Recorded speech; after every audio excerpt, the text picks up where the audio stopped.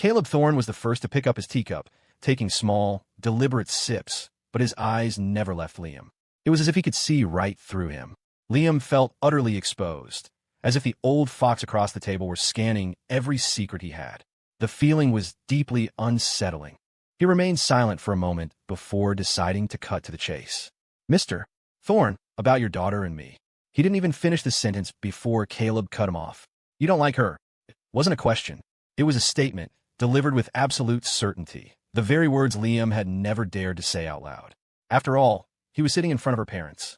To tell any parents you didn't like their daughter was a recipe for disaster, regardless of their social standing. But it was the truth. And facing the truth now was better than letting the silence fester until they both ended up scarred. A clean break, even if it was ugly, would cause less damage in the long run. Cassandra never listened to his explanations. The moment he showed any sign of resistance, the Thorne family's methods, and the accompanying torment, would follow him wherever he fled. For the sake of his own well-being, and enticed by the benefits, he had chosen silence. But that didn't mean he would accept it forever. Caleb Thorne was likely the only person who could control Cassandra. This was his chance, and he had to take it. He didn't like her. He had to say it. It was better for everyone. He wasn't the type to lead anyone on. Never had been. "That's right," he said, nodding without a trace of hesitation. Seeing Liam's slightly tense expression, Caleb didn't press. He simply pushed his own untouched teacup toward Liam with a faint smile. "Have some tea. Don't be so nervous." Liam didn't dare. This was Cassandra's father. Even setting that aside, he was an elder. No matter how friendly he seemed, a chasm always existed between generations. He shook his head. "Thank you, Mr. Thorne, but I'm not thirsty right now." There's no need to be so formal. Your father saved my life. If I had found you sooner, I would have raised you as my own son." Caleb's tone shifted, his eyes twinkling as he looked at Liam. "Of course I still could, if it weren't for the fact that my daughter happens to be in love with you." He let the sentence hang in the air, a smile playing on his lips. The implication sent a chill down Liam's spine. "You already knew." The words escaped him before he could stop them. He immediately felt foolish. How could Caleb Thorne, the former patriarch of a top-tier family, a man who had weathered countless storms, not see something so obvious? Caleb nodded, his smile widening. "Of course, I know my own daughter. However, Cassandra's methods can be a bit forceful." Forceful was an understatement. If he hadn't been so resilient, he might not have survived. Beyond the other torments, she had once starved him for 4 straight days. The memory was a scar he never wanted to revisit. Worse, at the time, he had no idea when, or if, she would ever let him out. That kind of hopeless, endless suffering couldn't just be waved away within its all in the past. Seeing the flicker of rage on Liam's face, Caleb took another sip of tea, his gaze growing distant. "You know, Cassandra wasn't always like this when she was little. When she was born, I was so focused on her mother's recovery that I rarely paid her much attention. She was raised mostly by her grandparents. Despite that, she was a bright, happy child, until she was 7. As he spoke, a shadow of grief and anger crossed his face. He set the cup down. "My younger brother, in a bid to seize control of the family, stabbed my parents to death. Right in front of her." "What?" Liam was completely stunned, not just by the story itself, but by the fact that Caleb was revealing such a deeply buried family secret to him, an outsider. From that night on, Cassandra changed. She became silent, withdrawn. She planned her days with the ruthless efficiency of an adult, dedicating every waking moment to her studies, never stopping for a breath. Liam pursed his lips, frowning. "Did you try to change things? To help her?" "It was useless," Caleb said, shaking his head. "By the time I returned and cleaned up the mess, my wife and I tried everything to make her happy. But she would just stare at us, silent. Other than the rare occasions she joined us for dinner, we never felt like she loved us." Liam's mouth twitched. He almost snorted. "I'd be surprised if she could love you after that." The thought was so strong that the first half of it slipped out. "I'd be surprised if she could." He quickly clapped a hand over his mouth, his expression apologetic. Caleb didn't seem offended. Instead, his face was etched with self-reproach. "You're right. That's why we raised Riley, who was 4 at the time ourselves. Thank God, Riley's personality is normal. She takes after her mother." Hearing the whole story, Liam found he had little interest in the Thorne family power struggles. But he finally understood why Cassandra was so domineering. To see the people you love most murdered before your eyes, the shock would shatter most adults, let alone a child. So that was why she took what she wanted by force. And unfortunately for him, she wanted him. It looked like even Caleb Thorne couldn't help him now. Liam sighed and cut straight to the point. What's your purpose in telling me all this? Caleb's gaze sharpened, his expression turning serious. I want you to understand her past, to try and understand her, and then to like her, to fall in love with her. He didn't say the last part, but the intention was clear. If Liam couldn't be his son, he would be his son-in-law. Either way, he owed a debt to his old comrade, and he wouldn't let his son be mistreated. But Liam simply shook his head. I don't need to understand. I don't like her. If I did, I would fight for it. But if I don't, I won't give it a second glance. There was no doubt about it. Liam's character was solid. Caleb was sure of it now. He looked at Liam, his voice firm. I imagine she's done things to you that are unacceptable. Correct. Yes. Liam nodded, without hesitation. Caleb knew it was true, even without asking. But his tone softened, turning into a plea. I'm not asking you to forgive her, but I'm asking you to try. Just open your heart a little. Try to understand. Even if I tried, I wouldn't fall for her. Faced with Caleb's pleading, Liam still refused, shaking his head firmly. But before he could finish, Caleb's voice cut in again. How do you know if you've never tried? Everything has two sides. Liam, are you honestly telling me you believe you'll never, ever be interested in Cassandra? Caleb's voice was resonant, filling the room with the confidence of a man who knew he'd already won. He had done his homework. He'd reviewed Liam's entire life. The boy had grown up in the foster system, and then as a dependent in the Hamilton household. His mind was more mature than his peers. That was inevitable. But what he lacked was guidance from an elder. Caleb was more than willing to play that role. This was his savior's son, and his chosen future son-in-law. Frankly, if it weren't for Riley's naturally vivacious personality, he wouldn't have handed the family business over to Cassandra so early.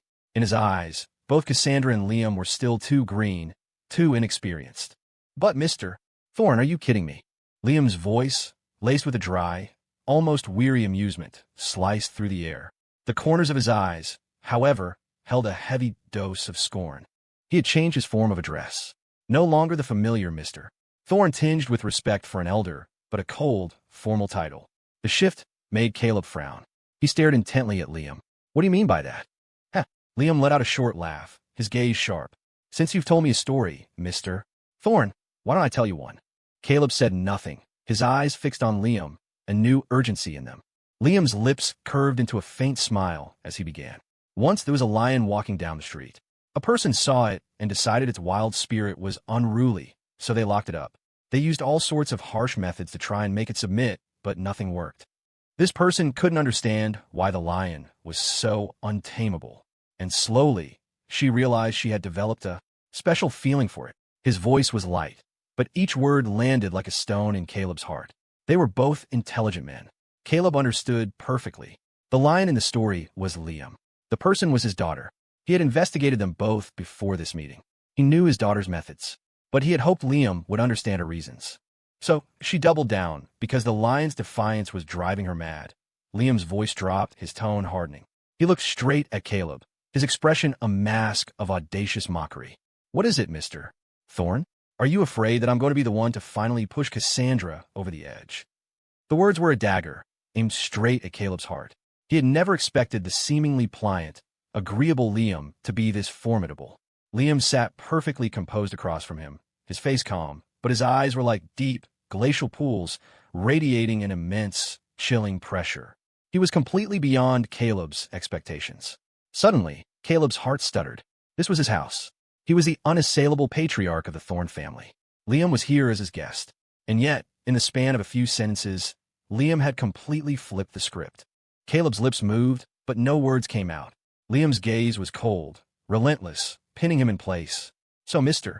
Thorne, putting aside the fact that you're her father, what gives her the right to my understanding? And what gives you the right to persuade me to understand her? His voice dripped with contempt, using such a condescending attitude, no less. Did you think this was a child's game? Just because she had a tragic past, I'm supposed to sympathize with a sadistic abuser? Instead of punishing the aggressor, you tell the victim to understand and accept it. This world really is insane. Faced with Liam's towering presence, the words caught in Caleb's throat. He stared dumbfounded, and in that moment, he realized something. Some people don't need to be guided. Their inner strength is already absolute. Any advice from an elder is not a helping hand. It's an insult. The questions he had posed were, to Liam, utterly redundant. He had been wrong. In a world saturated with information, Liam had not been drowned by the noise. he had emerged from it, stronger and more resolute than Caleb could have imagined. Who was he to persuade him? What authority did he have left? That of an elder? In that instant, Caleb felt as if his innermost thoughts had been laid bare. The crushing feeling of humiliation was overwhelming. He gritted his teeth and let a desperate threat slip out. Liam, you dare speak to me like that? Aren't you afraid of what I could do to you? Really? Liam suddenly smiled. He looked at Caleb, completely unafraid. Compared to the Thorn family, I am indeed an ant. But the father you keep mentioning, wasn't he your savior, who really held the winning hand? Meeting Liam's faint smile, Caleb froze. His breathing quickened. He stared in disbelief, the realization hitting him with the force of a physical blow. The moment he had uttered that threat, he had lost. It was a total, unconditional surrender. From the very beginning, this was a game Liam was destined to win. A wave of defeat, the likes of which he had never known, washed over him. Caleb looked at Liam, who sat there, composed and righteous. In contrast, Caleb felt like a petty, despicable villain. He couldn't even bring himself to meet the young man's eyes. Seeing Caleb's wavering gaze, Liam's tone softened. Mr. Thorn, I can understand you want what's best for your daughter, but that has nothing to do with whether you want to adopt me as a son. Please don't confuse the two issues. It was a classic de-escalation tactic. It was a move Caleb himself often used in business. Push an opponent to the brink, then give them an out to avoid mutually assured destruction. Usually, he was the one offering the lifeline. But now, the roles were reversed. Liam's expression was open. He calmly raised his wrist and, right in front of the stunned Caleb Thorn, slipped off the simple, woven cord bracelet his grandmother had given him and placed it on the coffee table. His voice turned cool again.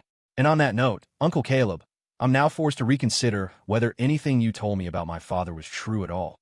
Seeing the woven bracelet lying on the table and Liam's impassive, empty expression, Caleb gritted his teeth, his body trembling with a mixture of anger and resignation.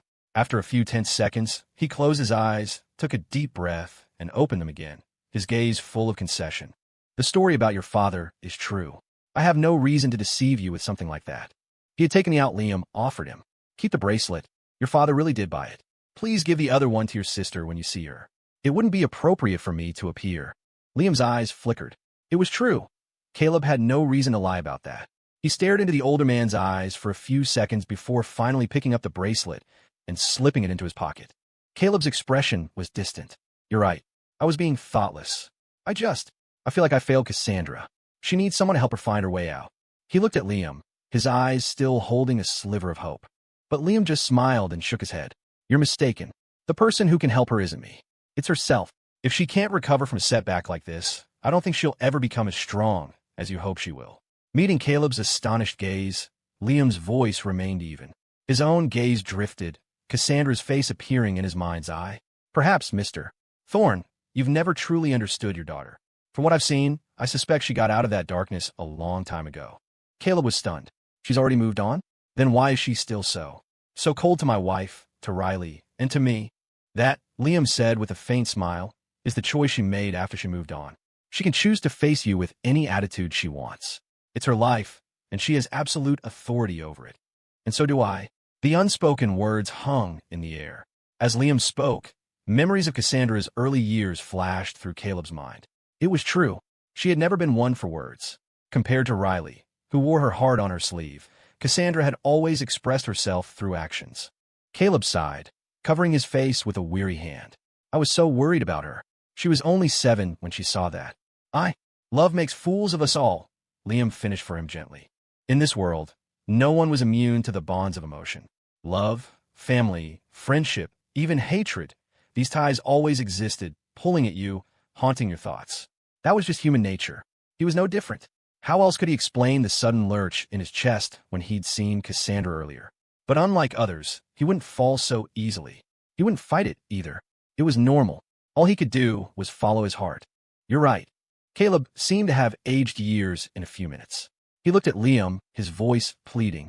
Then, son, can you tell me, will you forgive her? Faced with a now defenseless Caleb Thorn, Liam's expression sobered.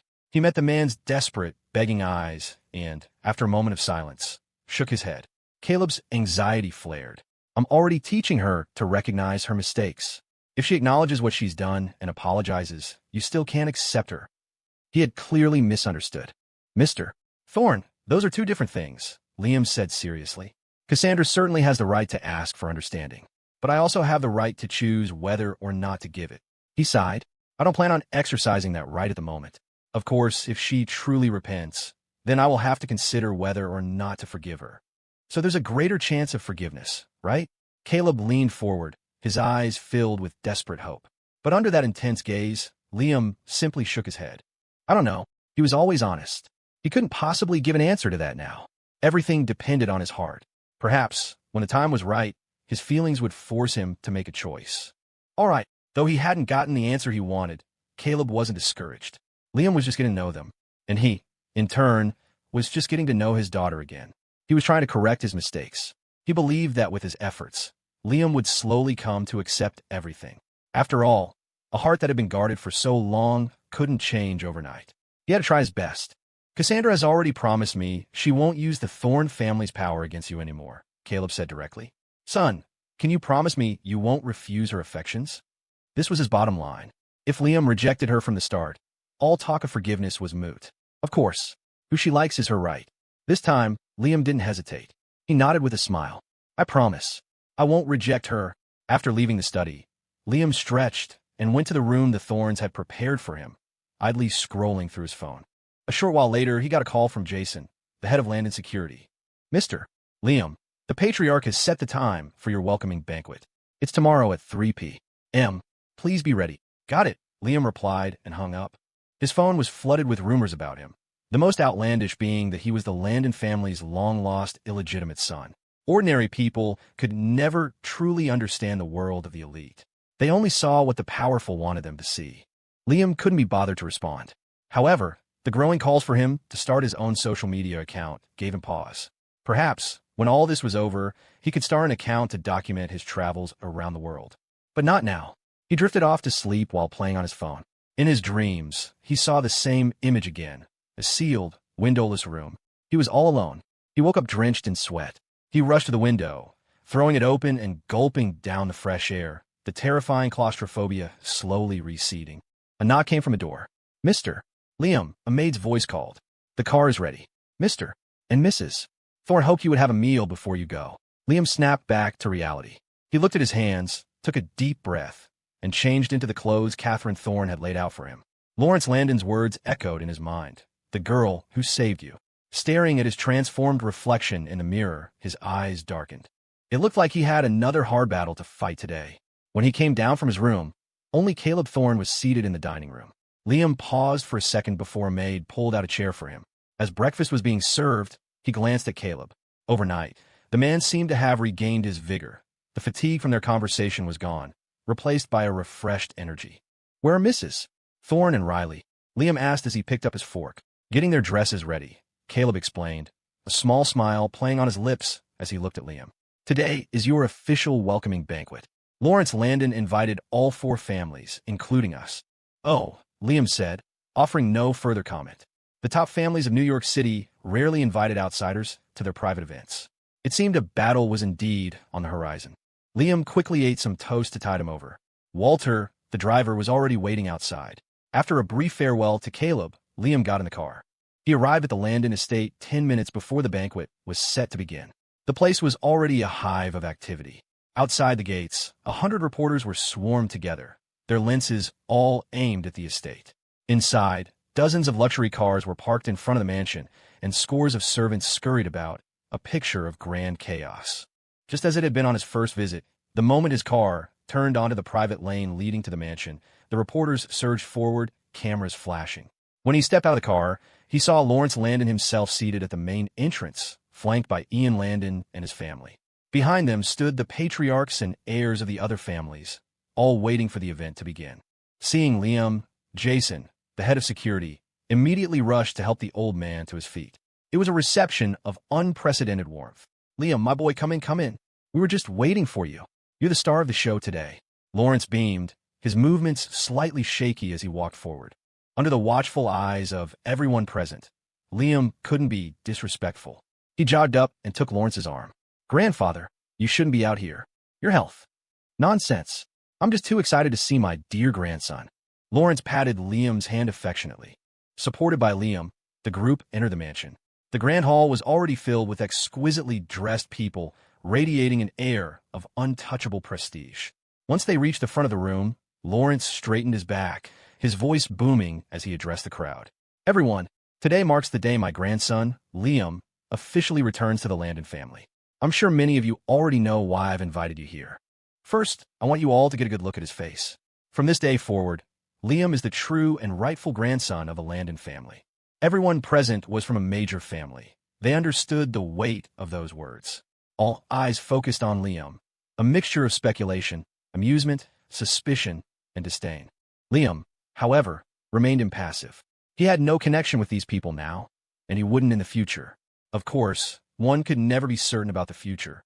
Across the room, Hayden Landon's face was a mask of fury, his eyes boring into Liam, his jaw clenched. Beside him, his father, Ian, betrayed no emotion, but his gaze was anything but friendly. Lawrence cleared his throat and continued, and second, Grandfather Landon, you're certainly impatient. We haven't even arrived, and you're already starting? Lawrence was cut off by a clear, feminine voice from the doorway. The voice was achingly familiar. Liam didn't even have to turn around and know it was Riley Thorne. At her shout, every head in the room swiveled to the entrance.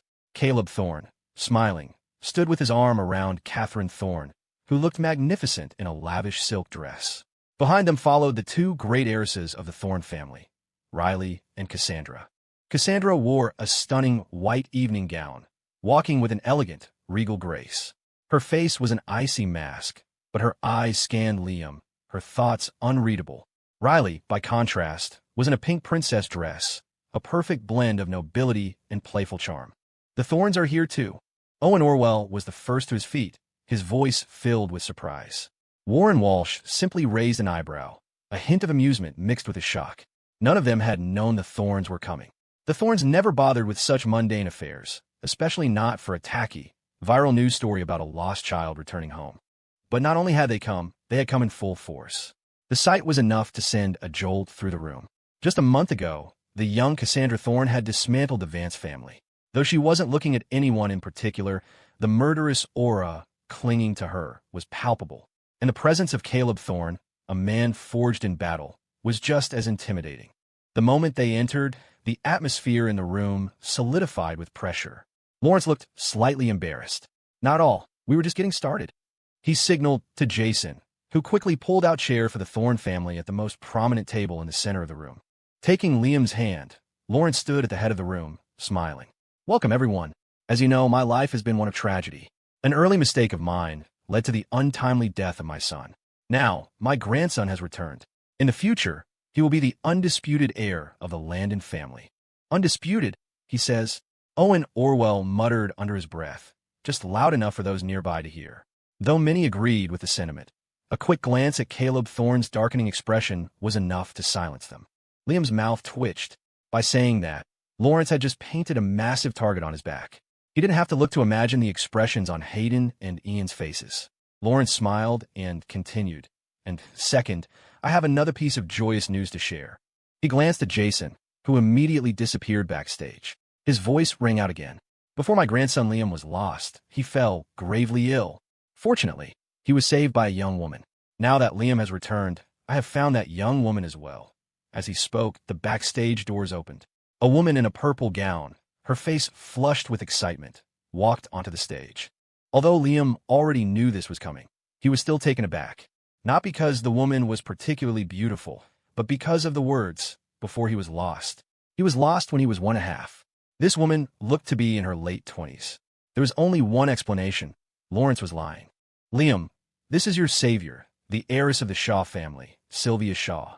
Lawrence's voice sounded beside him. Liam snapped back to attention, watching as the emotional Sylvia walked toward him, step by step. And at that exact moment, a gaze from the audience, so cold it felt like it could pierce bone, shot straight through him, as if ready to devour him whole. Liam, it's been so long. Sylvia Shaw's voice was thick with emotion, her gentle face glowing with an unprecedented excitement. It was clear to everyone she was trying to restrain herself, but that wasn't what they cared about. What they cared about were the words heiress of the Shaw family. Lawrence, is she the heiress of Shaw Pharma? Owen Orwell called out, his surprised gaze fixed on Lawrence. Lawrence simply smiled and nodded. Seeing this, Owen couldn't sit still. He turned to Warren Walsh and whispered, "Warren, old Lawrence is playing a long game here. Shaw Pharma has been on a tear these last few years. How did he manage to get their heiress involved? Didn't you hear him? She's his savior." Warren said sarcastically, his eyes locked on Lawrence. Down at the main table, Riley Thorne turned to her sister and father, her face a mask of curiosity. "Dad, sis, is the Shaw family a big deal?" Cassandra said nothing, but her face had become a thundercloud. Her expression was arctic, her gaze locked on Liam, her hand, resting on the arm of her chair, clenched into a tight fist. "They're a legacy family in pharmaceuticals," Caleb said, his eyes narrowing slightly. He glanced worriedly at Cassandra before adding, "The Shaws have been gaining momentum fast these past few years. They're not to be underestimated. It's just some pharma company. What's the big deal?" Riley scoffed, completely unconcerned. Caleb shook his head. "Riley, you can't look at it that way. If the Shaws and the Landons join forces, in a few years, they could be on par with us." As he spoke, his worry for Cassandra deepened. His words finally clicked for Riley. Lawrence wasn't just introducing someone. He was using this opportunity to arrange a marriage for Liam. And this woman was a savior. With a bond like that, what if Liam? She couldn't even finish the thought. An icy pressure descended around her, and she didn't dare think any further, instinctively looking at her sister. "Sis, don't worry. That woman looks like she's almost 30. She's got nothing on you," Riley declared loudly. "Don't worry. I'm Team You and Liam all the way. I'll only accept Liam as my brother-in-law." Her words were firm, but they did nothing to thaw the frigid air. Cassandra bit her lip, her gaze venomous as she stared at Liam. "Liam, you've met all the family elders now," Lawrence said, clapping a hand on Liam's shoulder with a meaningful look. "Sylvia has been looking for you for many years. Why don't you two go catch up? Go on, have fun." Under such intense pressure, Liam had to make a choice.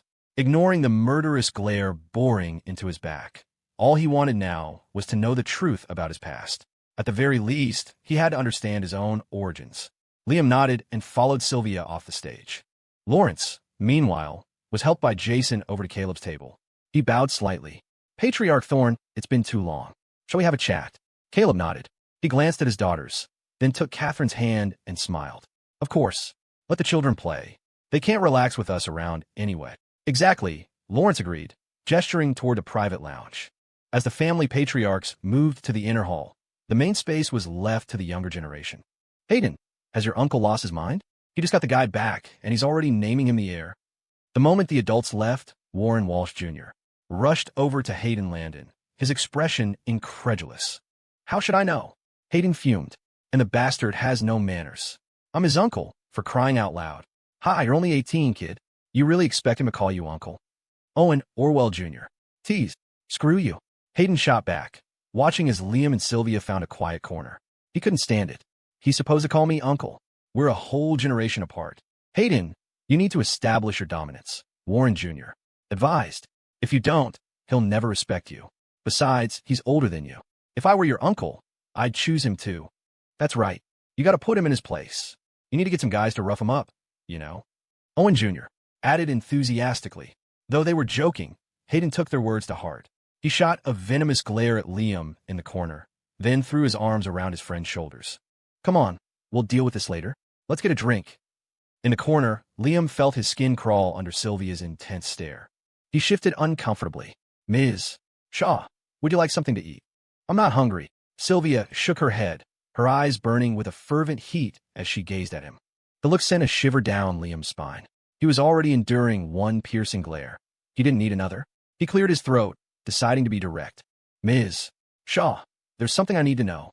My grandfather said you were my savior. What's the story behind that?" He had to ask. The more tangled things got, the more complicated they would become. But at his question, Sylvia's eyes darted away. She looked at him, hesitating for a long moment before finally speaking. "It's nothing. That's all in the past. You don't need to think about it." As she spoke, her pretty eyes filled with a heart-wrenching tenderness. Unable to stop herself, she reached out and caressed his cheek. The look of longing in her eyes was so thick it was practically spilling out. The gesture made Liam's entire body tense. He was about to jump to his feet, but before he could move, a furious shout erupted. "Hey, get your hands off him, you shameless woman. Have you no decency, touching him in public?"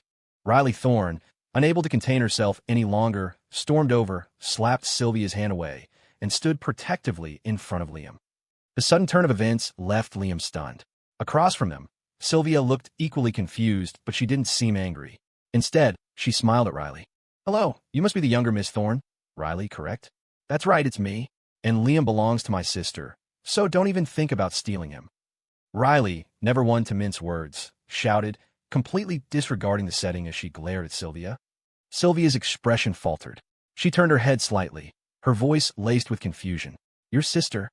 Her gaze fell to the center of the hall, where Cassandra sat like a queen on a throne, her cold face a sheet of ice, the murderous aura around her now completely unrestrained, sweeping across the room like a blizzard. Sylvia was momentarily stunned, but then a corner of her mouth lifted in a smirk. She looked back at Liam, her tone possessive. "Liam, are they your friends?" The question was a direct dismissal of both Riley and Cassandra. Cassandra remained a cold, proud statue, but Riley was clearly agitated. Three women, three different agendas, all looking at Liam. The atmosphere instantly froze. Liam glanced at Cassandra, then at the anxious Riley, and his heart sank. He gave a non-committal answer. Sort of. His relationship with Cassandra couldn't be summed up in a sentence. Right now, his priority was hearing Sylvia's story about his past. A man who didn't know his own origins would always have a void in his life, no matter how successful he became. Sort of. What do you mean, sort of? You and my sister, you two. Riley was on the verge of blurting out every crazy thing they'd ever done together. But one look at her sister, sitting there as unshakable as a mountain, made her panic. Suddenly, Cassandra's icy voice cut through the tension. "Riley." Riley flinched and looked at her sister. Cassandra let out a cold snort, then abruptly stood up. After giving Liam one last, deep look, she commanded, "We're going home." The tone was an undisguised order. "Sis," Riley cried out, "how can we go home at a critical moment like this? You even brought a gift for Liam." Riley Thorne, Cassandra's voice, now laced with murderous intent, cut her off. "One more word, and I'm sending you to Indonesia." She glared at Riley, her gaze then sweeping past her land on Liam, cold and sharp as a shard of ice. Seeing the raw fury in her sister's eyes, Riley reluctantly shut her mouth, though she continued to shoot worried looks between Liam and Cassandra. This was no joke. If Sylvia really managed to steal Liam away, her sister would implode, and she'd be caught in the fallout. She could already picture Cassandra's perpetually stormy face if Liam were to leave. Biting her lip, she walked over to Cassandra. With so many people around, she didn't dare say more. Back in a corner, Liam was taken aback. A gift? Everyone at the banquet had brought him gifts, mostly collectible paintings and the like. Valuable, but not exceptionally so. This, however, was something from Cassandra, separate from the Thorne family's power. He was genuinely curious what it could be. "But, Liam, it's not convenient to talk here. Let's go up to the terrace," Sylvia said, her voice soft as she gently placed a hand on his arm, her eyes full of devotion. The sudden touch sent a jolt through him. He instinctively pulled his arm back, but after a moment's thought, he nodded silently, stood up, and with a final glance at Cassandra, walked towards the elevator. Seeing Liam's distant gesture, Sylvia looked disappointed for a moment, but as he stood to follow her, a spark of determination returned to her eyes. Ignoring the Thorne sisters, Liam and Sylvia entered the elevator and headed for the top floor.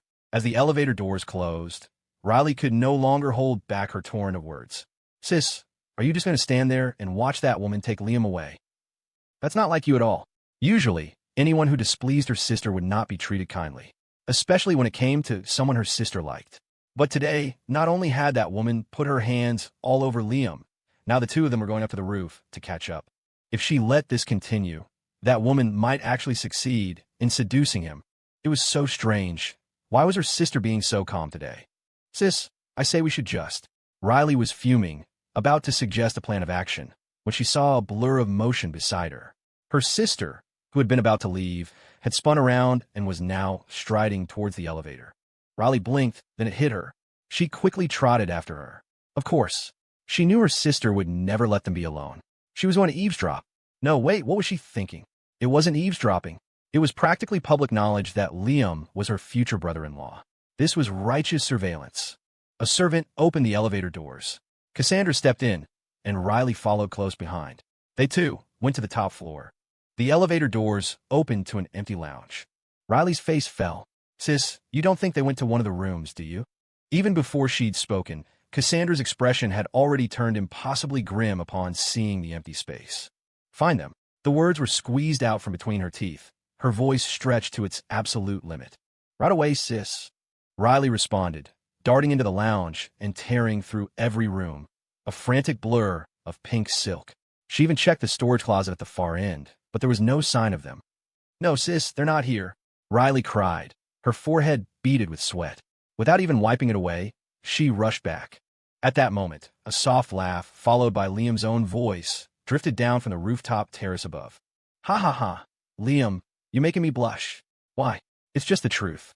Your technique is amazing. Really? Of course. You're really, really good." The fragments of conversation reached Cassandra and Riley's ears. The sudden drop in temperature beside her made Riley afraid to even look at her sister's face. Her own expression soured as she clenched her small fists in a fit of pique. They have no shame, doing that on the rooftop in broad daylight. Cassandra's lips were a thin, tight line, her eyes bloodshot with a terrifying fury. A crazed, possessive madness twisted her features. "Kill her." The voice was a whisper from hell. Riley's face went white. "Sis, calm down. This is the Landon estate. We can't." But before she could finish, Cassandra was already moving, her steps firm and fast as she headed for the stairs. This was the Landon estate. They hadn't come prepared. If something happened here, even they would have a hard time getting away clean. Not to mention, dozens of media outlets were camped outside the main gate. The slightest disturbance would cause a frenzy. In this age of instant information, not even the Thorne family could erase all the fallout. Riley stamped her foot in frustration, but there was nothing else for it. She broke into a run, chasing after her sister. Liam had barely settled in when a loud bang echoed through the air. The rooftop door had been kicked open. Liam and Sylvia both turned to look. Cassandra stood in the doorway like a vengeful specter from the dead of night. The sunlight streamed down, hitting her white dress, but instead of softening her, it only amplified her menacing aura. Behind her, Riley stumbled into view, panting heavily. Before she could say a word, her eyes fell on the scene, and she froze. "Liam, you two are. What are you doing?" On the terrace, amidst a profusion of flowers, Liam was seated on a swinging bench. Across from him, Sylvia held a paintbrush, an easel before her. On the white canvas, the faint charcoal outlines of a portrait were already taking shape. "Ms. Shaw is painting my portrait," Liam explained, a knowing glint in his eye as he looked at Cassandra. He smiled and added, for Riley's benefit, "Just a close-up. So you're talking about painting." Riley finally put it together, glancing nervously at her sister. "That's right," Liam said with a cheerful nod. "Ms. Shaw's quick sketch was so good, I suggested she try a full charcoal drawing." His gaze drifted over to them, his lips curving upwards as he feigned curiosity. "What are you two doing up here?" "Oh, we were just..." Riley started to invent an excuse, but Cassandra cut her off before the lie could fully form. "The view is nice. We just came up to take a look." Cassandra's voice was flat, her attempt at nonchalance utterly transparent. The excuse was so flimsy a child could see through it. Liam could practically smell the jealousy wafting through the air, but he had no intention of clearing things up just yet. Cassandra's previous torment had nearly given him a permanent complex. Now, Caleb had told him she wouldn't use her family's power against him. The tables had turned. Watching her squirm was, to his surprise, deeply satisfying. Sylvia was clearly annoyed, but she said nothing. After giving Cassandra a long look, she turned her attention back to Liam, raising her hand to direct him. "Liam, don't move. I'm about to start." "Okay," Liam replied, nodding. Out of the corner of his eye, he watched Cassandra. She and Riley sat down on a bench not far from the swing. Riley started whispering, "Sis, are we really just going to sit here and watch?" Seeing her sister's stony silence and impossibly dark expression, Riley whispered again, "Sis, if you can't stand it, I'll go over there right now and make up an excuse to pull Liam away." "Who can't stand it?" Cassandra snapped, her voice low and cold, yet betraying an anger she herself didn't seem to notice. "They're having a tender moment. Why will we interrupt?" Her icy words, though not loud, carried across the quiet rooftop. The Landon mansion was huge, but the terrace was a relatively small space. Aside from the footsteps of the servants, it was just the four of them. Naturally, Liam and Sylvia heard everything. The crazy woman has a stubborn mouth, Liam thought, a smile involuntarily spreading across his face, even though his back was to them. As the artist, Sylvia was attuned to the smallest details. In an instant, she noticed a change in her model's expression. She tightened her grip on her paintbrush and said softly, "Liam, I'm getting a little hungry. Some dessert?" Liam asked, It was, after all, tea time. Whatever you decide is fine, Sylvia said, forcing a gentle smile as she gazed at him with adoration. All right. Ignoring the cloying look that made his skin crawl, Liam called over a servant and ordered some afternoon tea and desserts. As the servant left, Cassandra's voice rang out, as if she couldn't bear to be outdone. Wait, prepare some for Riley, too. She's hungry. Riley, huh? Yes, miss. Is there anything else? The servant asked, bowing to Cassandra. Cassandra lifted her chin haughtily, her proud gaze landing on Liam as she ground out the words, "Give me a glass of lemon water." Right away. The servant nodded and hurried downstairs. Lemon water. That's going to be sour, Liam thought, his eyes crinkling with amusement. For some reason, watching Cassandra get flustered filled him with a strange, vengeful joy. Seeing the change in Liam's expression, Sylvia began to feel restless. She glanced past him at the Thorne sisters, her lips tightening. Forcing another smile, she said, "Liam, do you remember when we were little? We used to do this too. You'd be the model, and I would paint you." Her words snapped Liam out of his reverie. He looked at her. "Wait, Ms. Shaw, when we were little." Seeing his interest piqued, Sylvia's smile widened. "Yes, when we were children. You were so small then, but my paper wasn't very big either, so it was the perfect size to draw you." Sunlight filtered through the glass roof, falling on Sylvia and adding a touch of sophisticated charm to her mature elegance. She was clearly lost in the memory, her expression deeply moved. But that wasn't what concerned Liam. Small. Liam seized on the detail. "Forgive me for asking, Miss Shaw, but how old are you?" he asked, thinking aloud. As if she had expected the question, Sylvia answered without hesitation. "I'm 3 years older than you." 3 years? Liam was stunned. If that was true, then when she was painting him before he was lost, she would have been only 4.5 years old. Impossible. Even if Sylvia was a prodigy, painting at 4.5 and remembering it all so clearly, it didn't make any sense. He looked up at her in disbelief. The sunlight, the surrounding flowers, the scene hit him with a strange force. A few fragmented images and voices flashed through his mind. "Daddy, when I grow up, I'm going to marry my little brother, and our family can live on the island forever, okay?" "Sylvia, Liam isn't from our island. One day he'll have to go back and find his real family." "No, I want to be with him. Liam always listens to me." A dense forest, an island, the roar of the ocean waves crashing around him. Suddenly, a sharp ringing filled his ears, followed by 1,000 piercing needles of pain. His mind plunged into chaos. A wave of dizziness washed over him, his head feeling as heavy as lead. His body gave out. He slumped sideways on the swing and collapsed. Liam, though she was some distance away, Cassandra's gaze had never left him. She was the first to react, leaping to her feet. Beside her, Riley, who had just taken a bite of cake, jumped in surprise. "Sis, what's wrong?" She mumbled through a mouthful of frosting. Before she could finish, Sylvia's voice, a half-second behind, cried out, "Liam, what's wrong with you? Someone help." Cassandra yelled, already moving like an arrow, shoving Sylvia aside to get to him. "Liam, wake up. Don't you dare play dead." Her sharp voice echoed across the terrace as she knelt beside him, her brow furrowed in deep concern. "Ms. Thorne, you." Pushed aside, Sylvia was clearly unhappy and was about to argue when several servants rushed forward. Forgetting her dignified status, Cassandra moved with startling speed, grabbing one of Liam's arms and barking at the staff. "What are you doing standing around? Get him inside now." "Yes, yes." The servant stammered, quickly taking Liam's other arm and helping the unconscious young man off the terrace. Seeing her opportunity stolen, Sylvia was visibly displeased, but she maintained a strained smile. "Ms. Thorne, Liam is." Cassandra didn't give her the chance to finish, not even bothering to glance at her. She pulled out her phone and dialed Evelyn Reed. "Evelyn, get your ass over here in the next 30 minutes, she snapped. After hanging up, Riley ran over, cake forgotten. "Sis, what happened to him? Did he get heat stroke?" she asked, looking at her sister with wide, confused eyes. Cassandra's brow was deeply creased. She shot a venomous glare at Sylvia, then turned to head downstairs without a word. "Ms. Thorne, wait a moment." Seeing Cassandra about to leave, Sylvia put down her paintbrush and called out. Cassandra didn't slow down, her face a mask of cold fury. But Sylvia's voice came again, clear and deliberate. "Ms.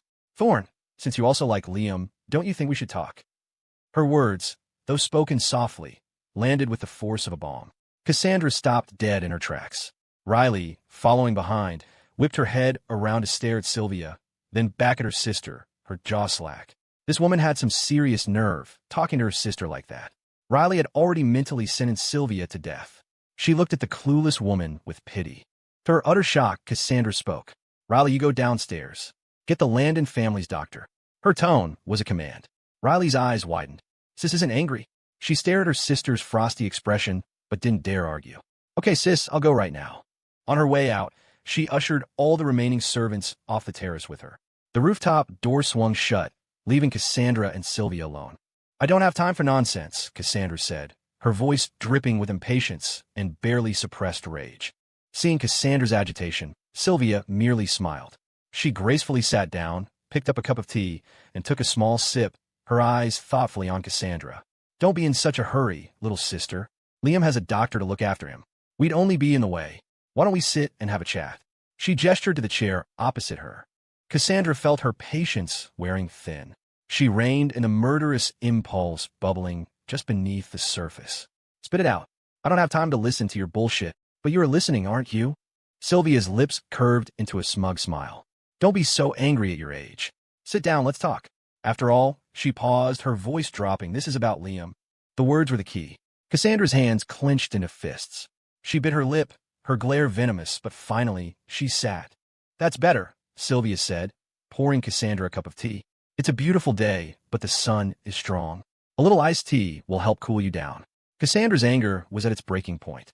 She didn't know how Liam was, and this woman dared to use him as a bargaining chip. No more patience. Cassandra's face went cold. She shifted, and in a flash, the small, gold-plated pistol was in her hand, the barrel aimed squarely at Sylvia's smiling face. One more useless word, and I'll put a bullet in you. Staring down the dark barrel, Sylvia's smile finally faltered. Her expression hardened slightly. She reached into her pocket, pulled out a slim menthol cigarette, and lit it. As smoke curled into the air, her mature, intelligent face took on a hint of weariness. When I was 4, my father found a baby boy on the island. Our whole family was overjoyed. My mother had a difficult birth with me and could never have another child. We treated that boy like our own. He was my childhood playmate. Her voice was calm and steady. Cassandra lowered the gun slightly, tucking it back into the holster on her thigh. You've probably guessed. That boy was Liam, Sylvia said with a faint smile. Honestly, I wasn't supposed to tell you any of this. Mister, Landon told me Liam was injured and lost his memory. He thinks he grew up in a foster home. The truth is he was 12 years old when the Hamiltons took him in. Hearing this, Cassandra's brow furrowed. It was completely different from what her own investigation had revealed. Identities could be falsified, but could memories be faked as well? If Sylvia wasn't lying, then someone had deliberately manipulated things. But what did any of that have to do with her? Why are you telling me this? Cassandra's tone was as cold as ever. Sylvia seemed surprised. Aren't you curious? Why should I be? You. Sylvia was truly stunned. Don't you like him? I do like him, Cassandra retorted with a cold laugh, seeing right through Sylvia's game. But liking him is one thing. What does his past have to do with me? The person I like is the man he is now, not who he was, and certainly not the version of him that exists in someone else's memory. You. Sylvia was completely speechless. She never expected Cassandra to respond like that. But isn't liking someone about understanding their past? She murmured. If you didn't understand, how could you say you like them? Of course I can learn about his past. But more importantly, Cassandra's voice cut in, sharp and cold. Whatever story you two had, it's in the past. From now on, he will belong to me, and me alone. I won't allow anyone to covet what is mine. At this domineering declaration, Sylvia suddenly smiled. Little sister, you're still young. You don't understand the destructive power of a childhood sweetheart. Oh, really? Cassandra sneered, her eyes boring into Sylvia. If he had fallen for you back then, why would he ever like anyone else? The simple, cutting question hit its mark. The image of Liam's faint smile when he'd heard her jealous remarks just moments ago flashed in Sylvia's mind, and her face stiffened. He just lost his memory. She recovered quickly, her gaze turning sharp. But have you ever thought about what he'll choose when he gets it back? The verbal jab landed. Cassandra's hands tightened into fists. I don't care what he chooses, she said, her voice low and stubborn. His destiny is with me. Is it? Sylvia noted the subtle clenching of Cassandra's fists and smiled. In that case, Ms. Thorne, I need you to agree to a deal with me. I don't have time for your games. Cassandra had heard enough. She was too worried about Liam. She stood to leave. Don't be so quick to refuse, Sylvia said. I'm proposing that I will allow you to pursue Liam. But in return, you cannot obstruct my pursuit of him. Cassandra laughed, a cold, arrogant sound. Cassandra Thorne doesn't need anyone's permission to do anything. She turned to go, but Sylvia wasn't about to let her go that easily. She stood up quickly, a smile on her face. Even if it means he could get hurt by forcing his memories to return. The words stopped Cassandra in her tracks. Why couldn't this damned woman just say everything at once? She turned back, her eyes blazing red with fury. Seeing she had her, Sylvia pressed her advantage. You want to know who Liam really likes, don't you? It was true. Sylvia knew exactly which buttons to push. After her talk with her father last night, Cassandra had spent hours thinking. She was in love with Liam, but he remained as cold and distant as ever, always looking for an escape. She had tried so many methods to keep him by her side, and while he often complied, it never felt right, especially today when Sylvia had shown up. It was as if she didn't even exist in his eyes anymore. The feeling terrified her. For the first time in her life, she wasn't getting what she wanted. What do I have to do to make him love me? The question had haunted her all night. I'm a few years older than you both, so I should be more magnanimous, Sylvia said, her face softening into a gentle expression. I think we shouldn't force Liam. We should give him space to think for himself. Don't you agree? Cassandra's first instinct was to refuse, but her father's warning echoed in her mind. Forceful methods will only push him further away. You have to learn to show respect. She bit her lip, silent for a long moment. Finally, she looked at Sylvia. What's your plan? A triumphant smile lit up Sylvia's face. She held up her hand, ticking off points on her fingers. Starting today, I'll be staying at the Landon estate. You and I can pursue Liam together. We'll split the timeline. Monday, Wednesday, Friday are yours. Tuesday, Thursday, Saturday are mine. On weekends, Liam can choose for himself. How does that sound? Today is Wednesday. Later, I'll make an excuse to go chat with Mr. Landon and leave you two alone. Before Cassandra could respond, Sylvia added, of course, during this time, neither of us can force ourselves on him physically. Everything depends on his choice. Without that last condition, Cassandra would have flatly refused. But now, as much as she hated to admit it, she was worried. Worried about what those sudden memories might do to Liam's health. Liam cannot be harmed. She pressed her lips into a thin line, her voice a low, threatening growl as she stared at Sylvia. If you dare so much as show your claws, I will personally cut them off. With that, she turned and left without another word. Her threat was not an empty one. The venom in her tone sent a shiver of fear through Sylvia. But despite losing the battle of intimidation, Sylvia was pleased. Her words meant Cassandra had agreed. So what if she was a latecomer? She had defied her parents, left the island as soon as she was old enough, and used her connections to start a company in New York, all for this one moment, to find Liam. Liam had been a ray of light in her isolated island life. She was certain that once he remembered their past together, he would come back to her. He would fall in love with her. No, he had to. A possessive glint appeared in Sylvia's normally gentle eyes. When his memory returned, she would take him back to the island, and they would spend the rest of their lives together. So I was only in the foster home for a year. In the bedroom, the family doctor finished his examination, shooed everyone out, and closed the door, leaving Liam to rest. 10 minutes later, Liam's eyes fluttered open. He looked at his own hands, a flicker of understanding on his face. So the dreams weren't just omens. Sylvia hadn't been lying. He had known her long ago, not at the foster home, but on her family's island. His memories had been severed, leaving only the foster home and the Hamiltons. The only person who could have done that was Lawrence Landon. No wonder Jason had made him open that electrified door when he first returned to the estate. It was a test to see if his memory had returned. Memories could be altered. All you had to do was reinforce certain points. Even now, he could vividly recall being sick at the foster home, a caregiver holding him during a forge rip, falling down, being rejected by potential adoptive parents. It seemed the question of whether Lawrence Landon was even his real grandfather was also now in doubt. Liam let out a cold laugh. What a grand conspiracy. Before he could sort through his thoughts, the door was kicked open. Cassandra strode in, followed by Evelyn Reed with her medical bag, and Riley, who was peeking nervously from behind them. Big brother Liam, you're awake? Riley rushed in excitedly, leaning over the side of the bed and staring at him with wide, curious eyes. Cassandra, still wearing her icy expression, said nothing, but her worried gaze was fixed on him. She stepped aside, making room for Evelyn. Evelyn immediately came forward, placing her medical bag on the nightstand and carefully examining Liam. Still dizzy? Liam shook his head. You're a little pale. You probably just got overheated from the sun, Evelyn observed, pulling a small bottle of a bitter restorative tonic from her bag. She sounded slightly exasperated. Drink this. You'll be fine. Liam knew it wasn't heat stroke. He shook his head again. No thanks, I'm okay. How are you going to get better if you don't take the medicine?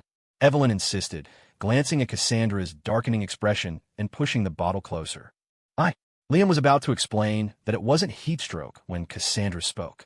Evelyn, go get some sugar. Her voice was soft, but left no room for argument. The tonic is incredibly bitter. Is she worried he won't be able to stand the taste? Evelyn's eyes widened slightly. She saw Riley pulling a lollipop from her own pocket and moved with lightning speed, tossing the bottle of tonic to Liam and grabbing Riley's arm. Miss Riley, why don't you come with me? I'm not very familiar with the Landon estate, and I have a little social anxiety. Riley blinked. Before she could process it, Evelyn was dragging her out of the room, pulling the door shut behind them. Evelyn, what are you doing? Brother Liam is still sick. Why'd you pull me out? Riley demanded once they were in the hall. Are you dense? Evelyn couldn't help but tap Riley on the head. Can't you see your sister is worried about him? I checked him over. He's fine. Just low blood sugar from being in the sun. What are we doing staying in there like a couple of third wheels? Oh, right. The explanation dawned on Riley, and she giggled. Okay, then, you and I will stand guard by the elevator. We won't let anyone in. Back in the room, Liam pushed himself up. He had mostly processed the new flood of memories, but now he had a more immediate problem. Cassandra was sitting on the edge of his bed, watching him silently, her cool expression unreadable. Ms. Thorne.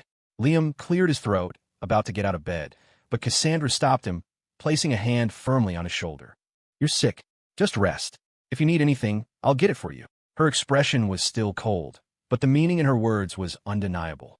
It was rare to hear such an anxious tone from her.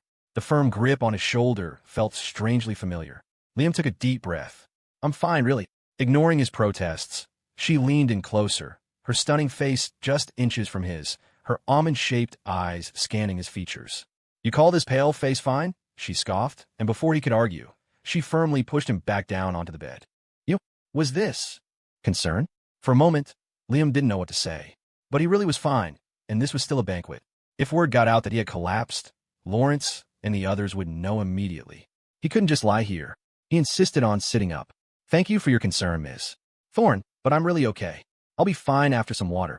His distant words clearly registered with Cassandra. A shadow of disappointment crossed her eyes. She watched him silently as he got up, her lips pursed as if in defiance. There's no need for thanks between us. As he was putting on his shoes, Liam replied automatically, No, that's not right. You were concerned about me, so I should thank you.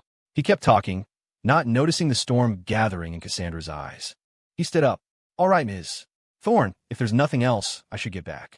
Before he could finish, Cassandra shot up and, in a single, fluid motion, cupped his chin. Before he could react, she leaned in on her tiptoes and pressed her lips to his in a feather-like kiss. If you don't listen, she whispered, her eyes burning with a fiery intensity as she looked up at him, I'll kiss you. Liam's eyes widened in disbelief. Ms. Thorne, chill. Her fingertip touched his lips, a light, teasing pressure that sent an unexpected jolt through him. She stared at him, her gaze a mixture of possessive pride, and, as her eyes met his, something else, a raw, pleading command. Hold me. Her voice was so soft it could melt bone. If it weren't for the undertone of an order, Liam felt he might have dissolved on the spot. He looked down at her, baffled, unsure of what she was doing. It was so unexpected. After their confrontation at the Thorne compound, her attitude had shifted, but he couldn't be sure why. He hadn't wanted to care, but watching her get jealous had been fun, exciting even, but none of that was enough to make him forgive the torture she'd put him through. The thought solidified his resolve. He pushed her away, his voice cold and distant. That's not appropriate. Cassandra looked genuinely startled by the rejection, a flicker of panic in her eyes. There's no one else in this room. It's still not appropriate, Liam said, a faint, humorless smile on his lips. He shook his head. Ms. Thorne, we're not in a relationship. It would be best if you didn't do things that cross that line again. His voice was brutally calm, brutally rational. The words snapped Cassandra back to reality. She looked at him with a complex expression and blurted out, Cassandra Thorne doesn't need anyone's permission to do anything, right? Before she could finish, Liam cut her off with a knowing smile, preempting her usual defense. It was as if he could see straight into her soul. Her instinctive retort died on her lips. She bit down hard, her eyes turning red. Liam's smile remained. Ms. Thorne, I am, at least for now, a Landon. Whatever else happens, that status protects me. You can't touch me. I don't want to dredge up the past. If you have nothing else, please leave. He offered no mercy. His past behavior had been a compromise, but things were different now. He had leverage. But for Cassandra, who had been on the receiving end of his rejections dozens of times, the words had lost their sting. Her eyes narrowed, rationality flooding back in. She crossed her arms, her gaze locking onto Liam with a heavy, oppressive weight. Are you that desperate to be done with me? How is this being done with you? Liam's eyes flickered, a gentle smile playing on his lips. We don't even know each other, remember? It had been so long, yet he still clung to those same words. And those same words still had the power to ignite Cassandra Thorne's fury. Is that so? She sneered, stepping forward, closing the distance between them. She grabbed his collar again, yanking him down until his face was level with hers, and crushed her lips against his. What about that kiss? Did you feel anything then? She didn't give him a chance to think. The moment the kiss broke, she threw the question at him, her voice dripping with challenge. Liam was stunned. He never imagined his denial would only make her bolder. Seeing his shocked silence, Cassandra's sneer deepened. Your mind might not remember me, but your body sure does. Her hand began a slow, deliberate descent down his chest, her touch anything but innocent. The light brush of her fingertips sent an itching heat through him. He was enveloped in that familiar, elegant scent of roses. Her slender waist was just an inch away. It was all becoming incredibly difficult to resist. Just as her hand neared the point of no return, he snapped his own out, clamping his fingers around her delicate wrist. Don't play with fire. His voice was a raw, hoarse whisper, a warning barely held in check. Cassandra simply raised an eyebrow, her voice dropping to a sultry murmur. I'm helping you put out. You, in broad daylight, in the middle of a party, they were doing this in a private room? Stop messing around, he said, his voice turning cold as he ruthlessly shook her hand off. He frowned. This isn't the time or place. I have something urgent to do. Having her hand flung away, Cassandra was visibly displeased. Urgent. She shot him a disdainful look, her tone thick with sarcasm. Are you in a hurry to see an old flame? Her gaze was sharp, accusatory, giving him no room to argue. She sat down on the edge of the bed directly in front of him, her long legs stretched out on the carpet, physically blocking any path to the door. Old flame. Liam was speechless, staring at her in shock. She knows. Of course she did. With the Thorne family's resources, investigating his past would be child's play. That meant from the moment she took him to Black Lake Manor, she knew about his missing memories. You got some nerve, Miss Thorne, Liam muttered, staring at the immovable woman. Naturally. She clearly took it as a compliment. A smirk touched her lips. I forbid you from going to see her. The words were an ultimatum, dripping with a possessive fire. That's not up to you, Liam chuckled, stepping over her ankles to head for the door. What a joke. Since when did he need anyone's permission to do anything? He had just passed her when her voice cut through the air, sharp and sudden. She won't see you. Why not? There is no why. It's not time yet. Time? What time? Liam was completely lost, his suspicion growing as he stared at her. But Cassandra's eyes darted away, her voice tinged with impatience. Look, she won't be showing her face today. Whatever you need, you can deal with it tomorrow. Her anger was boiling over. It was bad enough that he was distracted in her presence, but to keep insisting on seeing that woman.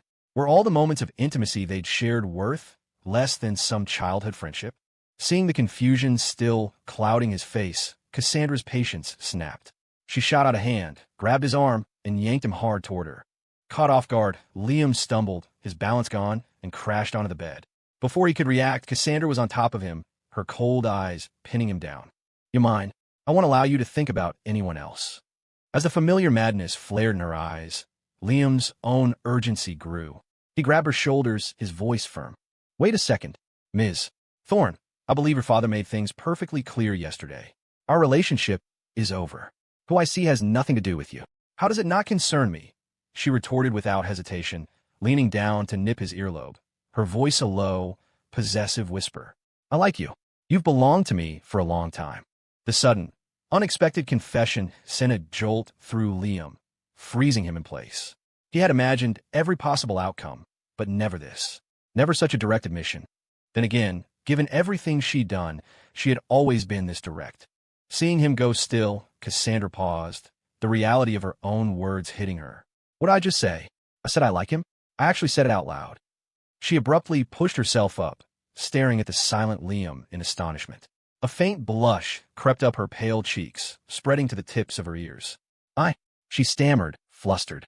The hand clutching his collar tightened, her heart hammering against her ribs. She bit her lip, suddenly unable to meet his gaze. She gritted her teeth, muttering under her breath, "Don't look at me like that. I just like you, and I won't let you think about anyone else. You can only be mine."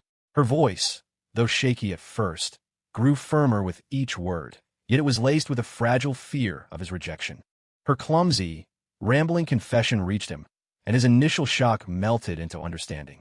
Pushing aside everything that had happened before, he looked at the ever-proud Cassandra Thorne, now flustered and defensive, and an unexpected urge to tease her arose.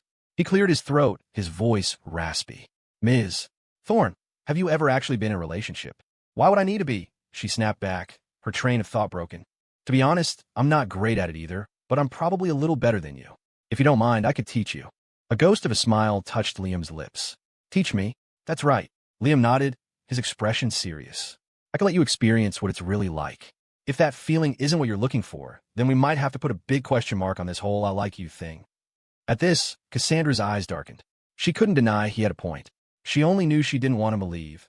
As for how they would actually be together, she had no idea. Her feelings were a tangled mess. More importantly, if Liam was willing to date her now, wasn't this the perfect opportunity to drive Sylvia Shaw out of the picture for good? Considering this, she suppressed a surge of excitement, lifted her gaze to meet his, and gave a faint nod. "Good. Now, can you get up?" Liam said, seeing her nod. He tried to push himself up. "Why should I get up?" Cassandra asked, a hint of confusion in her eyes. "Because you're pinning me down, that's why." Liam shot back, glancing at the hands still pressed against his chest. Cassandra finally registered their position. She hastily pulled her hands back, her cheeks flushing a deep red as she watched him sit up. "Okay, I'm up. Now what?" "Now we go on a date," Liam said with a smile, straightening his clothes and buttoning his collar. He extended a hand to her. "Shall we, my girlfriend? How about we go shopping?" The word girlfriend made Cassandra visibly startled. Her face was still flushed as she frowned. "What's the point of shopping? If you need something, you can just have it delivered." She was every bit the pampered heiress. Liam sighed, stepping forward to turn her by the shoulders so she faced him. "When I say shopping, I don't just mean buying clothes." Cassandra arched an eyebrow, her tone cool. "Then what?" The joy of being alone together. Before she could argue, he grabbed her shoulders and pulled her to her feet as if plucking a radish from the ground. "The point isn't the shopping. The point is you and me, while we're shopping." His words struck a chord. She looked at him deeply, a flicker of understanding in her eyes. Glancing down at her haute couture gown, she said commandingly, "Wait for me. I need a change." "Deal." Liam nodded, then glanced at her feet. "And maybe change into some comfortable sneakers. Your feet will hurt after walking in those heels all day." Cassandra, who had been heading for the door, paused, shifting her feet awkwardly inside her shoes. She didn't say another word, simply opened the door and left. Outside the room, Riley and Evelyn, who had been waiting by the elevators, saw Cassandra emerge. Riley bounced over, a mischievous grin on her face. "Sis, how'd it go?" "Did you too?" "You know." Evelyn's eyes were wide with curiosity. Cassandra gave them both an icy glare and issued a command. "Give me a casual outfit. Liam and I are going shopping." Shopping." Riley froze. Her sister? Going shopping? Willingly? "Sis, if you need something, you can just have people get it for you. Why go through all the trouble?" Evelyn nodded in agreement, her face a mask of disbelief. She had served Cassandra for years and had never once seen her go shopping. Had she undergone a personality transplant? Cassandra shot her sister a look. "What do you know?" She then turned to Evelyn. "Notify the downtown shopping district. Have them close to the public this afternoon." The tone was an order. Evelyn didn't dare question it. "Yes, Ms. Thorne. Right away." As Evelyn hurried off, Riley, not wanting to be a third wheel, was about to make an excuse to leave when Cassandra's voice stopped her. "Riley, go tell the housekeeper to prepare everything at the estate. Starting today, I'll be staying at the Landons." Her sister had finally seen the light. Riley could barely contain her excitement. This was long overdue. Proximity is everything, right? "You can count on me, sis," she declared, nodding enthusiastically. Evelyn was fast. Within minutes, a delivery from the nearest high-end boutique arrived. Two maids pushed a rack overflowing with clothes into the guest room, where Cassandra was sipping tea. "Ms. Thorne, the clothes you requested." Cassandra glanced up, pointing to a few items. When her gaze fell on the collection of high heels under the rack, Liam's words echoed in her mind. "Your feet will hurt after walking in those heels all day." A strange warmth spread through her chest. As Evelyn held out a dress, a rare, soft smile touched Cassandra's lips, and a pair of sneakers. The expression was so unfamiliar it startled Evelyn. She swallowed hard and nodded frantically. "Of course, Ms. Thorne." When the newly changed Cassandra appeared at Liam's door, he was sitting on the sofa drinking tea. He looked up, and a flash of stunned admiration crossed his face. It was the first time he'd seen her in athletic wear. Her usual long gowns accentuated her alluring figure, but this sporty outfit gave her a different kind of sleek elegance. The tailored shorts and cropped t-shirt revealed a toned waist and incredibly long, slender legs. Her hair, usually down, was pulled into a high ponytail, giving her a vibrant energy. If only her eyes weren't so fiercely intense. He was so captivated he momentarily forgot what to say. Noticing his captivated stare, Cassandra smirked. She strode toward him and, in a fluid motion, propped one foot up on the sofa cushion next to his thigh, crossing her arms. "So, this is the look you're into," she purred, looking down at him with a knowing glint in her eyes. "Hiss." The maids who had followed her gasped. They had never seen such a bold display. Let's go, let's go. Don't disturb them," Evelyn whispered urgently, pulling the door shut. Glancing at her impossibly long, smooth leg, Liam cleared his throat to cover his reaction. "As long as it's you, I like any look." Cassandra, who had intended to tease him, was completely disarmed by his response. An unstoppable wave of excitement washed over her. She leaned in closer, her voice urgent. "Is that true?" "Of course." Liam nodded, his praise genuine. "You have an amazing figure, Ms. Thorne. I think you'd look good in anything." He meant it.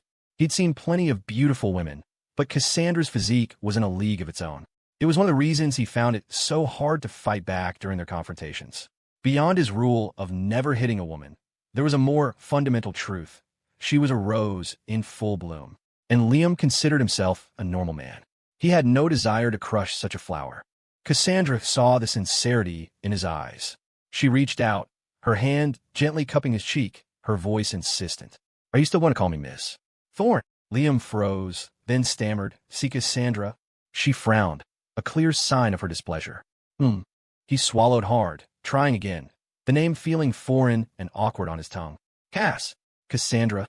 The sound of it sent a weird shiver down his spine, but, "Good. Call me that from now on.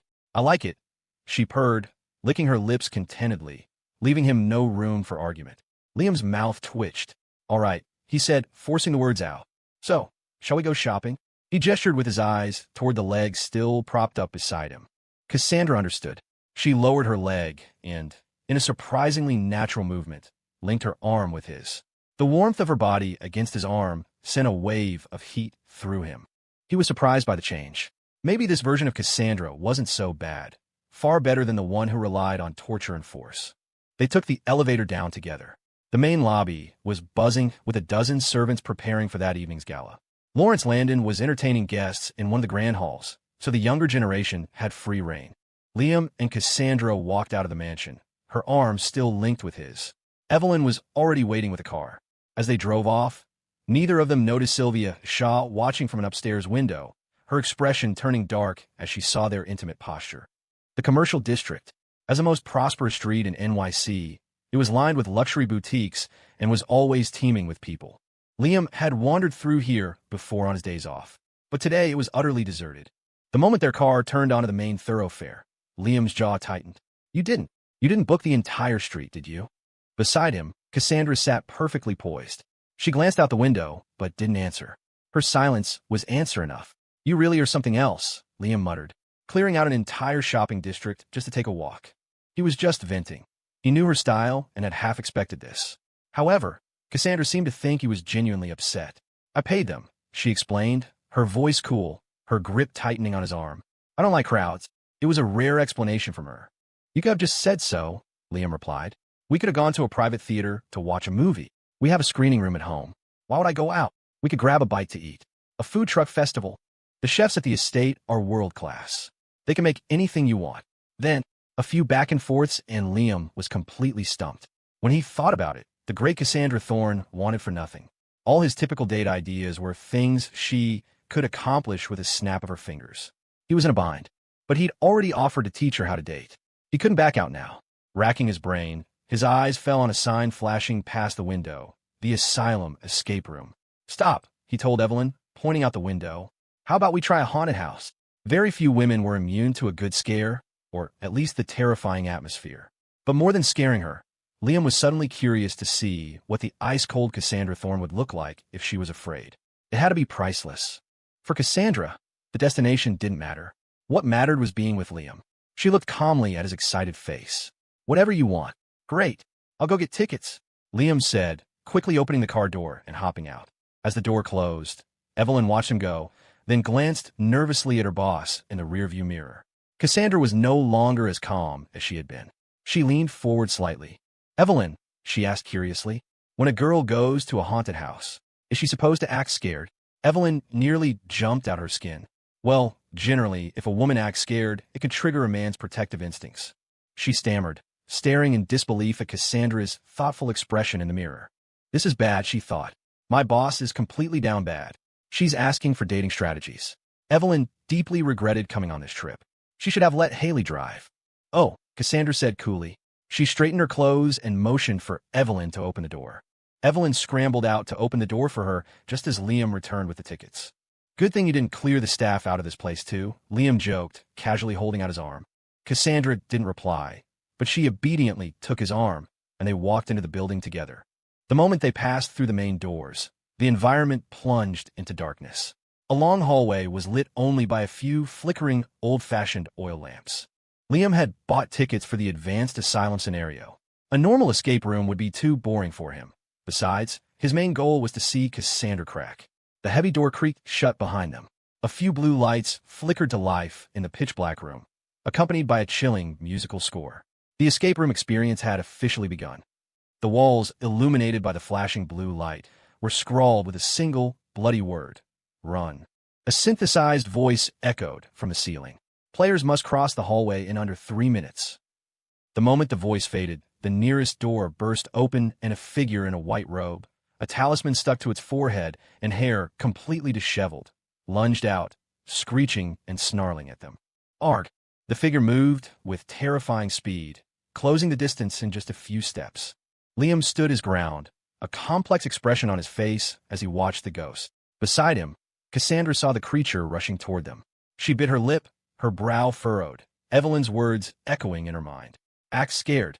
She thought for a moment, then tightened her grip on Liam's arm and shouted, with absolutely zero emotion. I'm so scared. Liam, the ghost. The atmosphere turned profoundly awkward. The terrifying sound effects only served to make her deadpan delivery more comical. Annoyed, Cassandra ruffled her own hair, deliberately changing the subject. So, we're supposed to cross the hallway now, right? Liam looked at her, his expression a mixture of amusement and disbelief. I guess so. Oh, the performance had flopped, and she was irritated. Annoyed, she pulled a few crisp $100 bills from her pocket, held them out to the ghost, and ordered, "Hurry up and get out of the way. Let's pass." The ghost's eyes lit up at the sight of the cash. He snatched the bills with both hands, his demeanor instantly shifting from terrifying to fawning. Right away. This way, please. Liam's mouth twitched. He had never imagined Cassandra would resort to such tactics. What followed was a procession of her strolling through the haunted house, tossing money at every monster that jumped out.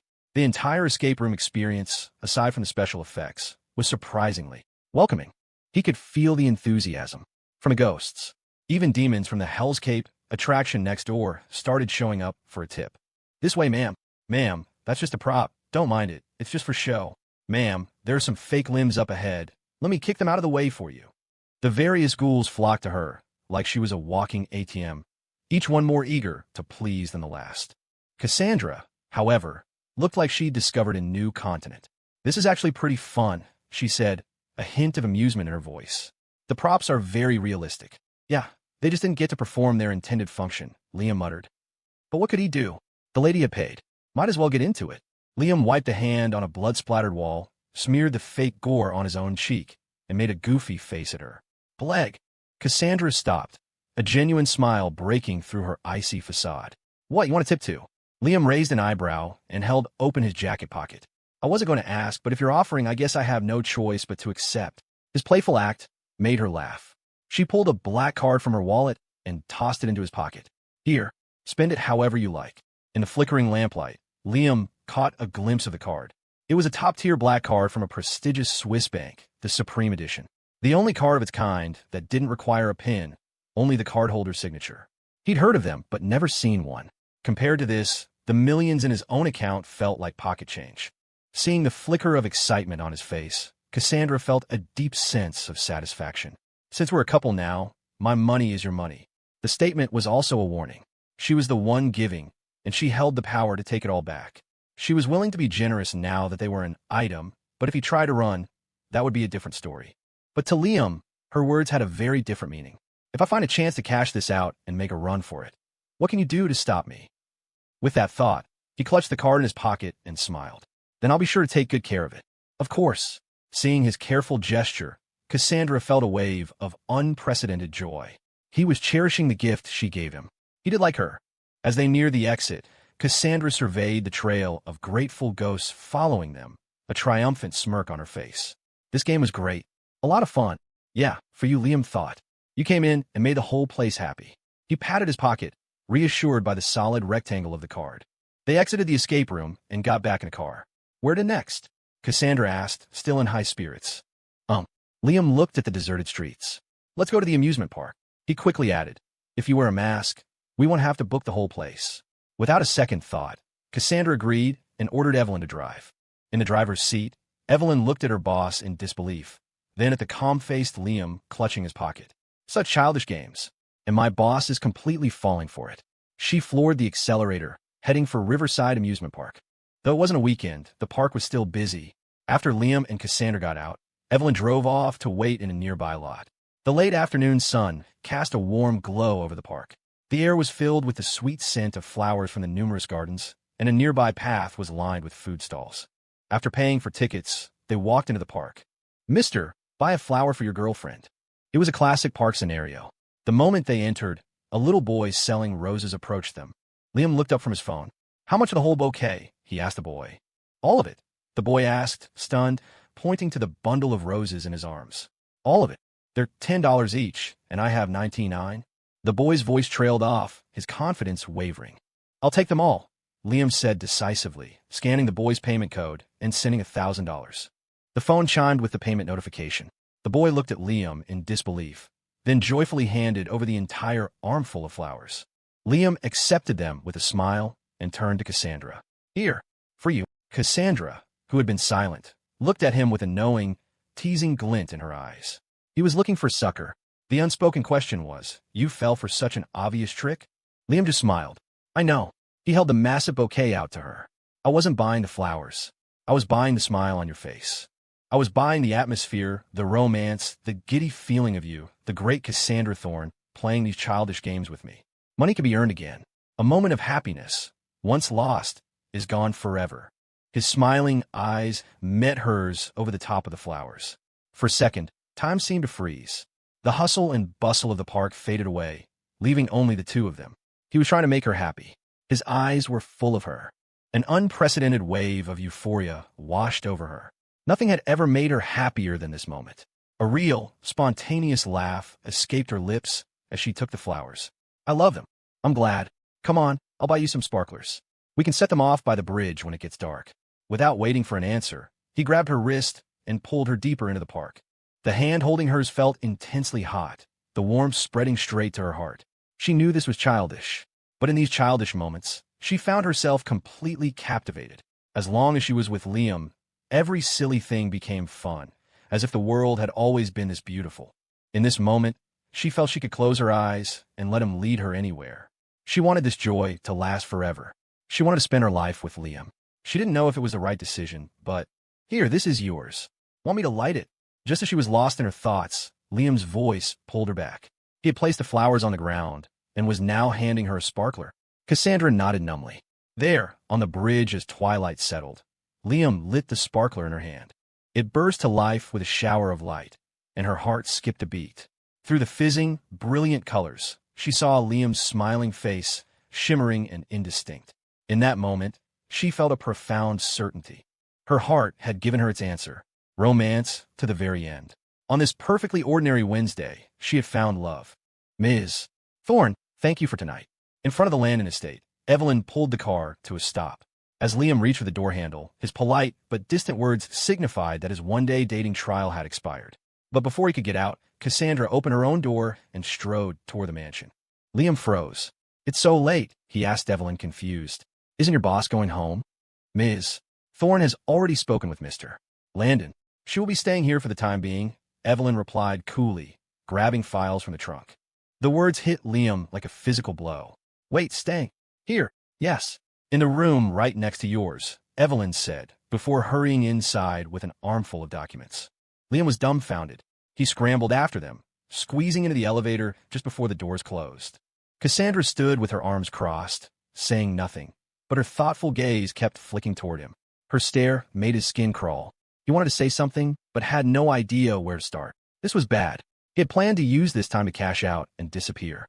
He never intended to stay at the Landon estate for long. And now, Cassandra was moving in right next door. Was this another form of imprisonment? He couldn't let things remain so passive. Watching Cassandra disappear into the room next to his, Liam thought for a moment, then got back in the elevator and headed down. When the doors opened on the ground floor, Jason, the head of security, was standing there with a cheerful smile. The dim lighting of the elevator bay made the scene more terrifying than any escape room. Liam felt a wave of suffocation.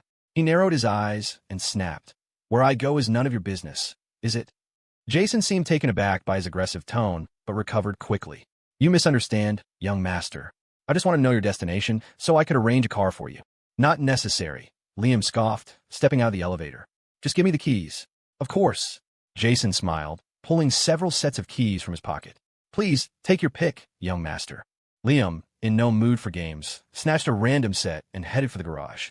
As Liam's figure disappeared, the smile vanished from Jason's face. He turned and walked to the study on the first floor. Closing the door behind him, he bowed respectfully to the figure inside. "Sir, I believe young Master Liam has recovered his memory." "Has he?" In the darkened room, Lawrence Landon swiveled his chair around. His expression was grim, but a sudden, chilling smile spread across his face. "Good. Let him recover. If he couldn't remember, the game wouldn't be any fun, would it?" His voice was a low growl, like a demon whispering from the depths of hell. Jason visibly shivered. He hurried forward and, spotting empty prescription bottles on the desk, cried out in alarm. "Sir, is it happening again?" "Huh." Lawrence let out a cold laugh, his face twisting into a terrifying grimace. One look was all it took for Jason to understand. He quickly helped Lawrence into a wheelchair and pushed him into a private elevator, descending to the sub-basement. Inside the hidden room, Jason wheeled Lawrence to a medical bed, skillfully handed him a 2-centimeter thick steel pipe, and then quickly left. The moment the heavy door sealed shut, Lawrence's crazed, furious roars echoed through the chamber. "Eleanor, you dare say I'm weak. I won't let anyone mock me. Even in death, you will suffer." After leaving the Landon estate, Liam went to find Brandon Jung and got his old phone back from the Zenith Corp office. He turned it on and saw dozens of unread messages. The first were from Chloe. "Brother Liam, why are you on a reality show? I just saw it. You're trending online. I'm so swamped with work. I'm so jealous you get to go out and have fun. Why is Riley Thorne on the show too? Brother Liam, don't get too close to her. You're just faking the romance for the show, right? Why does it feel like I'm getting further and further away from you? Oh my God. Brother Liam, you're a Landon. Wow. Congratulations on finally finding your family. Why aren't you answering me? Didn't your show already end? Did you change your number?" The last message was from 2 nights ago. She hadn't sent anything since. She must be heartbroken. He didn't have deep feelings for this sister, but now that he was back with the Landons, she was, in fact, his blood relative. He felt a pang of pity. He thought for a moment and typed out a reply. "Sorry, I just got my phone back. Just seeing these now." Next was Leo. His messages were similar to Chloe's, a deluge of shock about the show and his return to the Landon family. The last two were particularly amusing. "Dude, you're not answering my texts? Is that how it is now? After all we've been through? I'll lend you money, man. The least you could do is text back. My brother from another mother. Don't forget the little people when you're rich and famous. /crying_emoji. The messages made Liam laugh. He replied, "Just got my phone. Sorry, man." Seeing this now. As expected, Leo, a certified night owl, replied almost instantly. "Holy shit, a ghost. Bro, you're alive?" "Liam, of course I'm alive. I'm a living, breathing person. What, you think I died?" "Leo, don't even joke about that. You're a rich heir now, man. You gotta be careful with your life." "Liam, right? So, are you still at the convenience store?" "Leo, yeah, but Brenda opened 2 more locations, so she has managers running them. It's a slow season now. The influencer hype only lasts so long. We're just breaking even. That was what Liam expected. He decided to extend an offer. How about you come work for me as my driver? I don't have many people I can trust here. I'll pay you $10,000 a month. Though they'd met as colleagues, Leo had lent him money without asking questions. In Liam's book, that made him a true friend. Not to mention, Leo had been fired from Zenith Corp because of him. Instantly, a series of crying emojis popped up from Leo. For real? Bro, are you about to show me the high life? Liam kept it simple. 3 words. You in or out? Leo, send me the address. I'm on my way. Liam smiled and sent his location. Meanwhile, in a guest room at the Landon estate, Evelyn stood respectfully before her boss, who was staring out the floor-to-ceiling window. Cassandra held a few documents, her gaze wandering over the garden below. She glanced at Evelyn out of the corner of her eye, her voice cold. Are you certain this is all the information on the Shaw family? Evelyn nodded. Yes, everything on the Shaw family for the past few years is in this file. Cassandra fell silent, her eyes fixed on the documents, her thoughts unreadable. Seeing this, Evelyn couldn't help but speak up. Ms. Thorne, the Shaw family has no business dealings with us, so I hadn't paid them much attention before. But looking at these files, something feels very strange. Cassandra raised an eyebrow, signaling for her to continue. The Shaws arrived in New York 5 years ago and founded their company then. Logically, even with Sylvia Shaw's talent, becoming one of the city's top 100 companies would have been a miracle. But in just 1 year, Shaw Pharma has cornered nearly half of the city's private medical market. Evelyn's voice grew quieter as she spoke. The rapid rise of Hamilton Industries under Liam's guidance had been shocking enough, but the logistics industry at the time wasn't a closed market. With enough capital and vision, carving out a slice wasn't impossible. But the medical industry was different. It had been monopolized from the beginning. Besides the branches controlled by the 4 families, the Thornes themselves had a stake, and the rest was tightly controlled by the directorate, a practically unshakable foundation. To build something from scratch, forget 5 years, even 50 would be difficult, let alone to the current scale of Shaw Pharma. Evelyn's gaze flickered downward, not daring to continue. Cassandra, however, just smiled. You trying to say she has a powerful backer? Meeting Cassandra's all-seeing gaze, Evelyn's heart skipped a beat. She nodded. I have heard the Shaw name before, Cassandra said, her voice low and tinged with memory.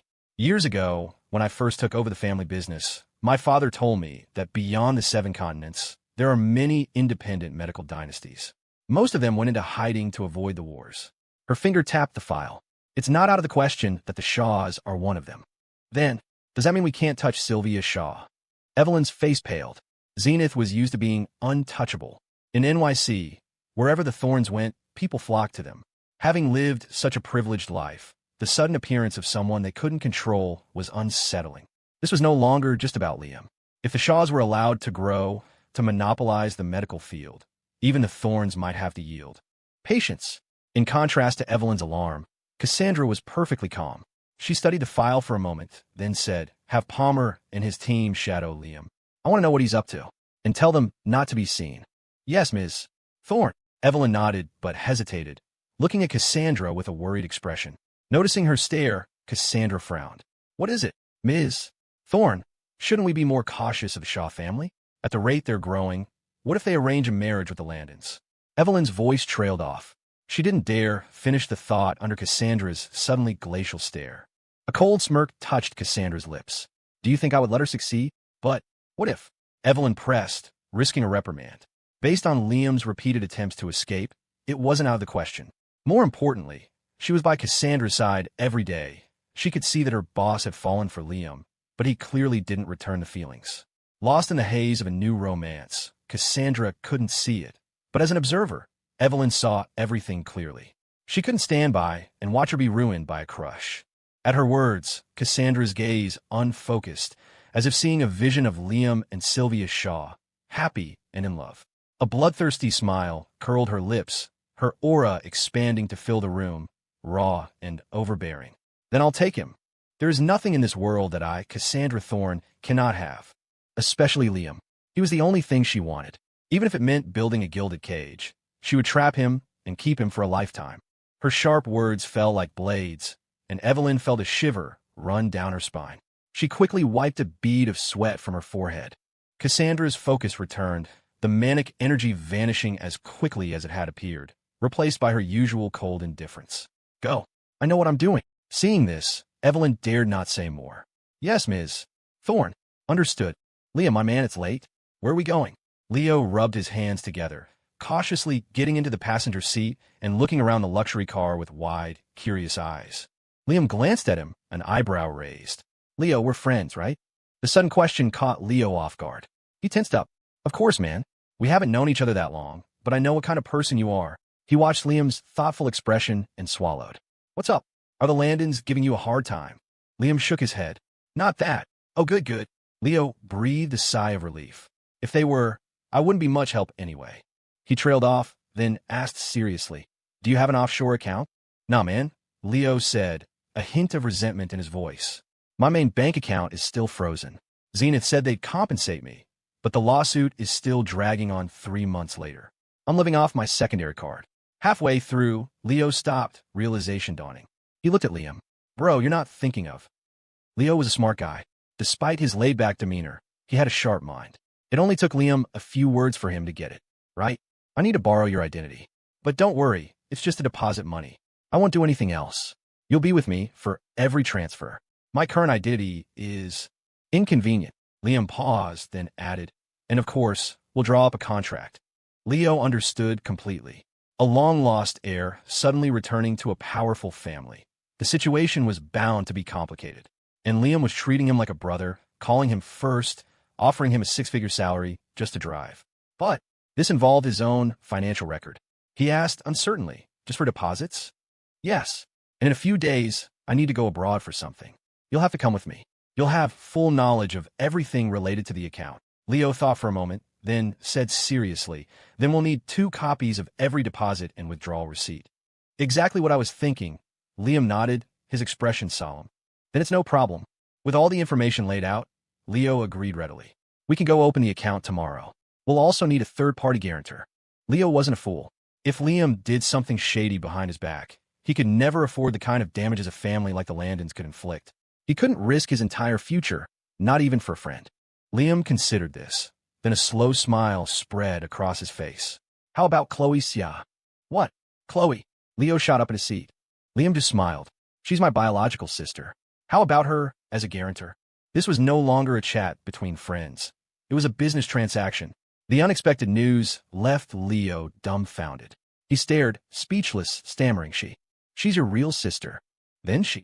The Landon family doesn't seem to place much value on their granddaughters, Liam stated flatly, and the whole story clicked into place for Leo. You mean your grandfather only looked for you? He never even tried to find Chloe? That's one possibility, Liam nodded. Or he knew about her all along and simply didn't want her back. Leo's eyes widened, his mouth hanging open. He didn't know what to say. So many people envied Liam's life, the lost heir returning to a wealthy dynasty. He'd heard customers at the convenience store gossiping about how lucky Liam was. But the truth of these powerful families, the dangers lurking beneath the surface, were only known to those inside. Now he finally understood the saying, what outsiders see is only what the rich want them to see. Once he agreed, he and Liam would be tied together. He looked at Liam carefully and asked, Can I trust you? You have no choice but to trust me. Liam's words landed, and the entire situation clicked for Leo. From the moment he answered Liam's call, he was already on the boat. He gave Liam a long look, sighed, and managed a weak smile. You're one hell of a guy. All right, I get it. So what now? We go find Chloe. First, the bank, Liam said, slamming his foot on the accelerator. Leo glanced at the dark sky outside. Bro, the banks are closed. Are they? Liam didn't slow down.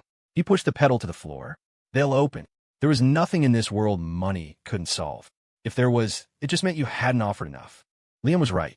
He showed the night shift manager the black card, and within minutes, the bank's director arrived in person to greet them. Mr. Landon, you only had a call. There was no need for you to come in person, the director said, beaming as he personally poured tea for Liam and Leo in the VIP lounge. Leo had never experienced such treatment. The few times he'd gone to a bank, he was lucky if he didn't get attitude. Now, in the middle of the night, the director himself was serving them with a smile. For the first time, Leo got a taste of the life of a rich young master. Liam's next words nearly made him spit out his tea. I need to withdraw the $1.5 million from my account in cash and transfer another $15 million from this black card to that account. Are you kidding me? Leo, a big guy, shrank into his seat, stealing nervous glances at Liam. Was this the power of the super rich? Just casually dropping eight-figure sums? Wait, did Liam just say all that money was going into his account? Right away, Mr. Landon, the director said respectfully, taking the two cards. Leo swallowed hard, looking at Liam, completely at a loss. He suddenly felt his earlier worries were ridiculous. He was worried about what Liam might do with his account. It should be the other way around. Liam should be worried about him running off with the money. Over $16 million. Even though it wasn't his, just having that kind of money flow through his account would set him up for life. He was suddenly grateful he had suggested a third-party guarantor. If he hadn't, and Liam had found someone else for this job, he would have kicked himself. Don't worry, I'll pay you a fee for using your name, Liam explained. No. Leo waved his hands frantically. Bro, use it however you want. Just let me stick with you. Forget running away with the money. If he did that, he'd have the entire Landon family hunting him down. Besides, what was running compared to working with his friend? Knowing Liam, he'd be well taken care of. His best friend was a rich heir, which basically meant he was one too. Soon, the director returned with a large briefcase and the two cards. After getting the cash, Liam didn't rush off. He drove around the city for a while, found a leather goods store that was still open late, and bought a large suitcase. Back in the car, they transferred the stacks of cash into the new case.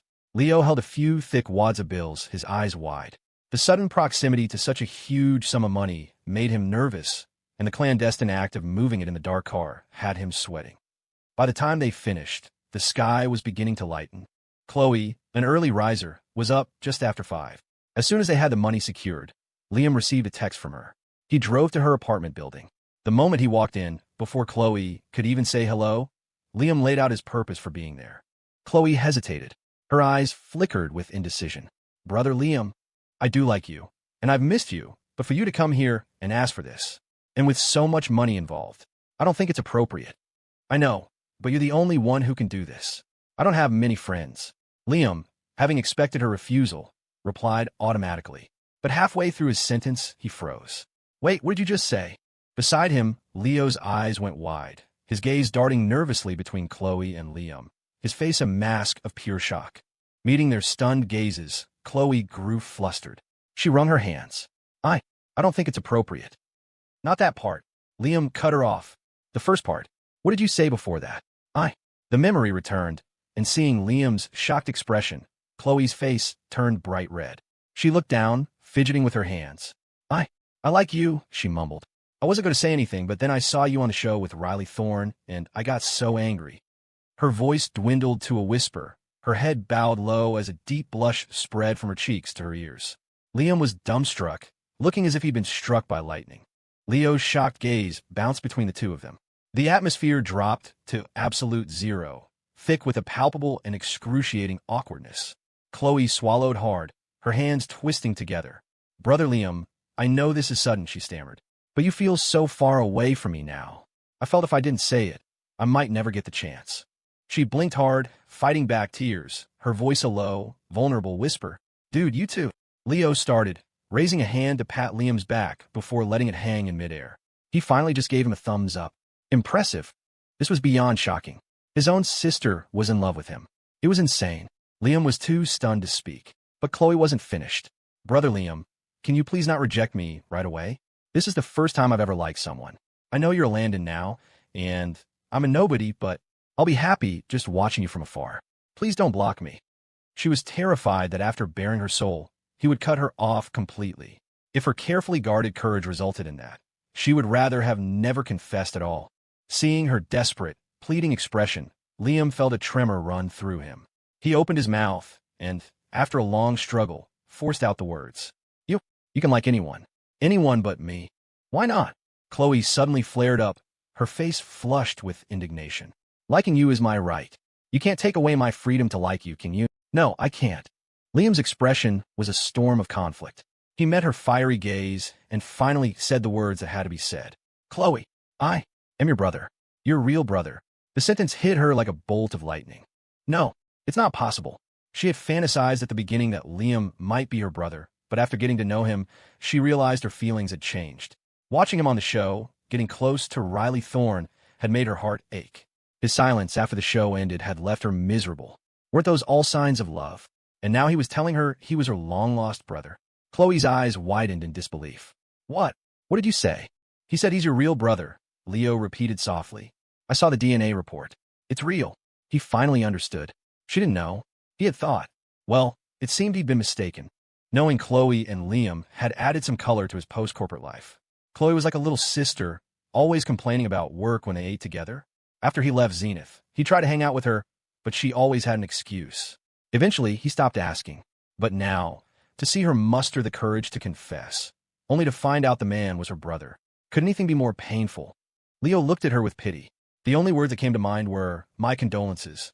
Liam shot Leo an exasperated look before turning back to Chloe, his own face filled with guilt and concern. I should have told you sooner. I just wasn't sure at the time, and the situation with the Landons. I know. At the mention of the Landons, Chloe's rationality seemed to return. She cut him off, her voice strangely flat. My grandfather told me about them. I should have figured it out sooner. She covered her face with her hands in frustration. Your grandfather told you? Liam asked urgently. Chloe nodded, her voice muffled and choked with sobs. After you left my place that time, my grandparents told me I was a Landon, that the family looked down on my mother's. She trailed off. I should have connected the dots. You, the long-lost Landon heir. I should have known. She mumbled the words over and over, then looked up, her face a painful mask of tear-streaked laughter. It's my fault. I've been so busy. I didn't even have time to think. Her words gave Liam pause. If she already knew, there was no reason for this delayed reaction unless she truly hadn't been paying attention. He frowned. Zenith sent you on an out-of-state assignment recently? Chloe looked startled, then gave a bitter smile. You even know about that. Right after my promotion, they sent me to handle a contract. The president of that company was a total psycho. He made me attend a month-long training seminar and wouldn't let us use our phones. He dragged it out for a whole month before finally signing. Whoa, a month. That's brutal, Leo exclaimed. Yeah, but luckily I met this woman at the hotel. She was super nice. Said she knew someone who could help, and after that, the contract was signed without a hitch. You really lucked out, Leo remarked. She must be some big shot. You should take her out to dinner, make a connection. Chloe shook her head. No, she said I reminded her of her younger self, and just wanted to help. She didn't even leave a number. You hit the jackpot. As Leo marveled at her luck, Liam's brow furrowed. What was the name of that company? Gua Renovations. Chloe pulled out her phone and showed him a screenshot. There was nothing obviously wrong with the contract details, but Liam's experience told him nothing that happens during a negotiation is irrelevant. He thought for a moment, then asked, And the woman who helped you, do you know her name? Chloe shook her head, then her memory sparked. I think I heard her assistant call her Ms. Shaw once. Sylvia something. Before she could finish, Liam stated it as a fact. Sylvia Shaw. Brother Liam, you know her? Chloe gasped. Liam didn't answer. He was just stunned that he had guessed right. Sylvia had already approached his sister. She was trying to curry favor with him by going through Chloe first. Though his memory had returned, he still didn't know for sure who had been in that room with the electric shackles, though he suspected it was Lawrence Landon. As for Sylvia, that part of his memory was still distant. It was a fact that she had saved him. If she required repayment, he would provide it, but that wasn't a reason to go back to her. He had to admit, he was a selfish person. The things he had endured over the years had taught him not to trust anyone easily. I can't believe you're my brother, Chloe mumbled, staring at the pensive Liam, her face a mess of emotions. Leo couldn't take it anymore. He opened his arms and offered Chloe a sympathetic hug. Just let it out, Chloe. I feel for you. Who needs your sympathy? Chloe sniffed, crossing her arms. I'm not that fragile. Surprised by her resilience, Leo let his arms drop, scratching his head awkwardly.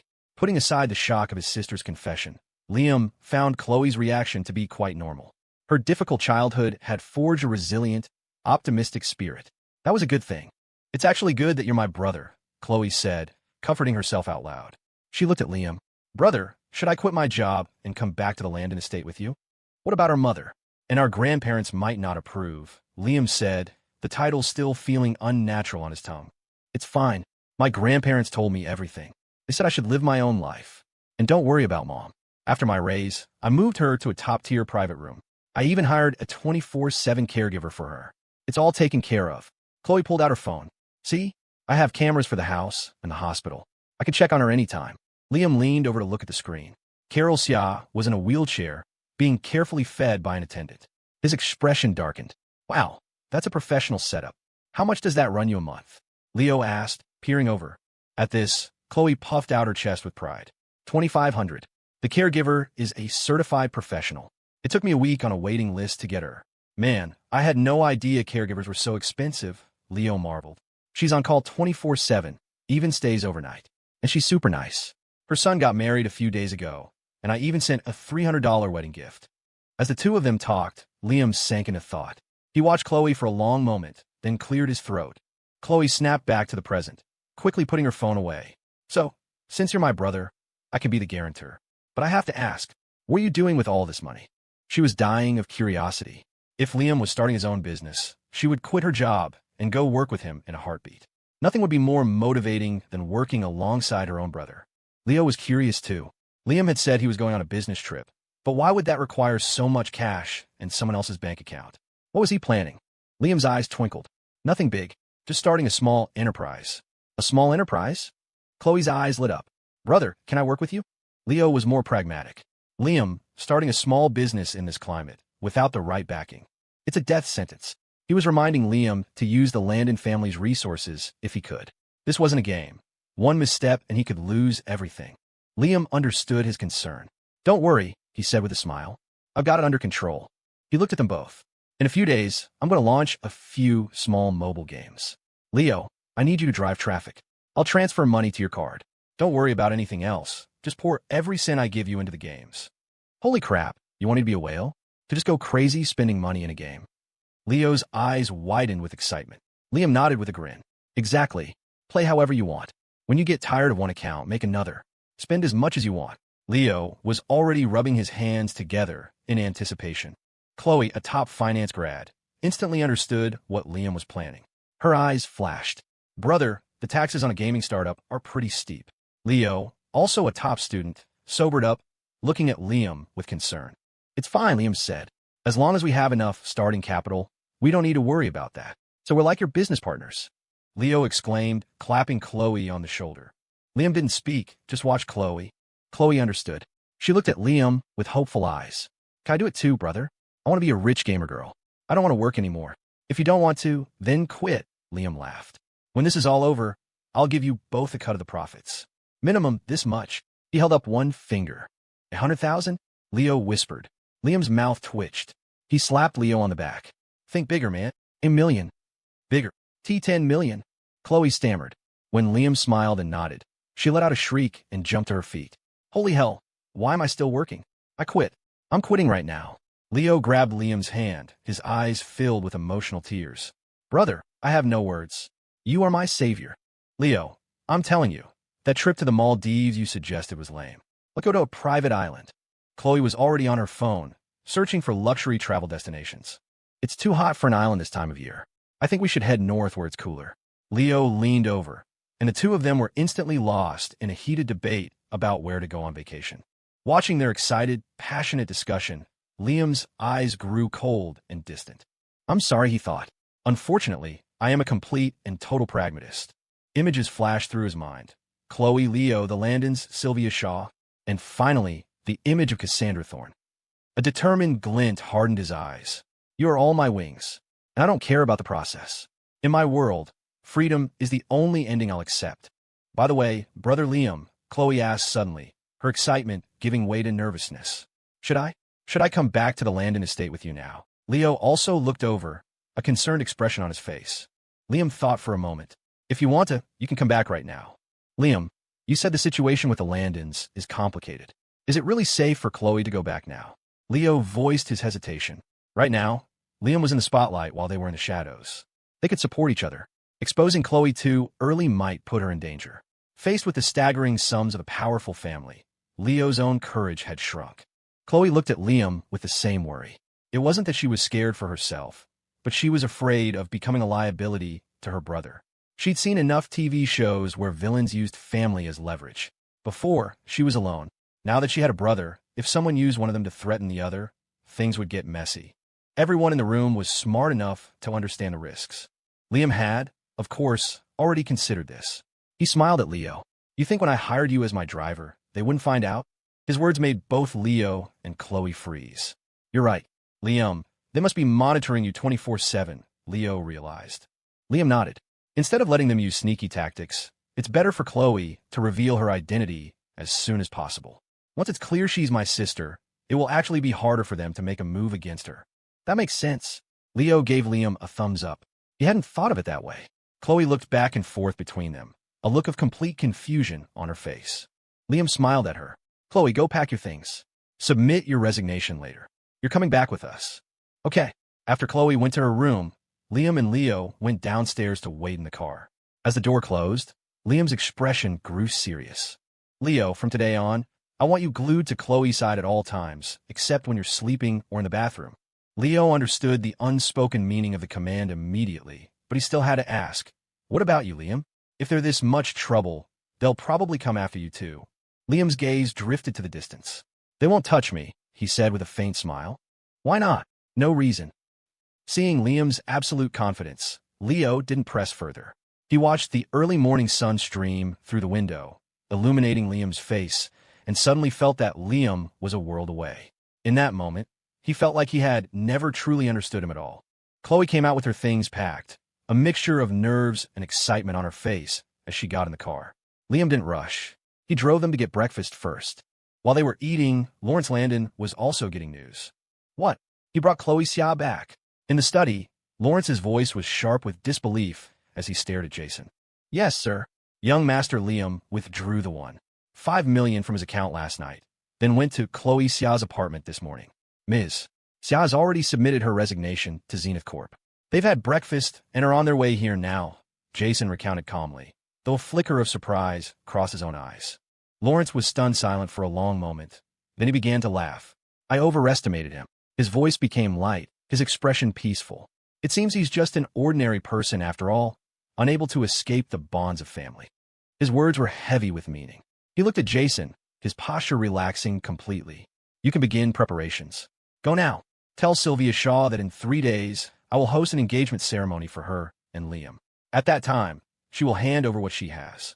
With the young master's temperament, he may not be willing, Jason pointed out, adding a reminder, Sir, Ms. Thorne also seems to have taken a strong interest in him. Does she? Isn't that perfect? Lawrence laughed. With Liam's soft heart, even if things don't work out with Sylvia Shaw, a marriage to the Thornes will undoubtedly benefit our family. Don't forget, the Landons are his roots. Jason felt a chill. The memory of Liam's distant expression made his blood run cold. He was about to say more, but Lawrence's voice cut him off. Proceed with the plan. It is time for the Landon family to set sail. Jason dared not argue. Yes, sir. After Jason left, a sneer appeared on Lawrence's face. He had seen that detached look in Liam's eyes and thought he might be different, just a bit cold. But he had been wrong. The first thing Liam does upon his return is bring his sister back. After everything he's been through, he's still so sentimental. Lawrence had overestimated him. He shook his head, his eyes glinting with triumph. It seemed he wouldn't have to do much at all. Liam was walking toward his own destruction. In the guest room at the Landon estate, Ms. Thorne, P6.She submitted her resignation first thing this morning. She is with Liam and Leo on their way here. According to Palmer's report, Liam withdrew $1.5 million in cash last night and another $15 million from a black card. Evelyn's voice faded as she spoke, stealing a nervous glance at her boss. There were only a few holders of that black card, the Thornes and the other 3 great families. The Landons wouldn't just hand something like that to their newly returned heir. That meant the most likely person to have given it to him was. Go on, Cassandra said without looking up, her voice like ice. Evelyn flinched. Ms. Thorne, how could you give him the black card? What if he... She stopped short, meeting Cassandra's dark, warning gaze. I'm spending money on my man. Do you have a problem with that? No, of course not. Evelyn, I've noticed you've become quite talkative lately. Is your workload too light? No, I'm sorry, Ms. Thorne.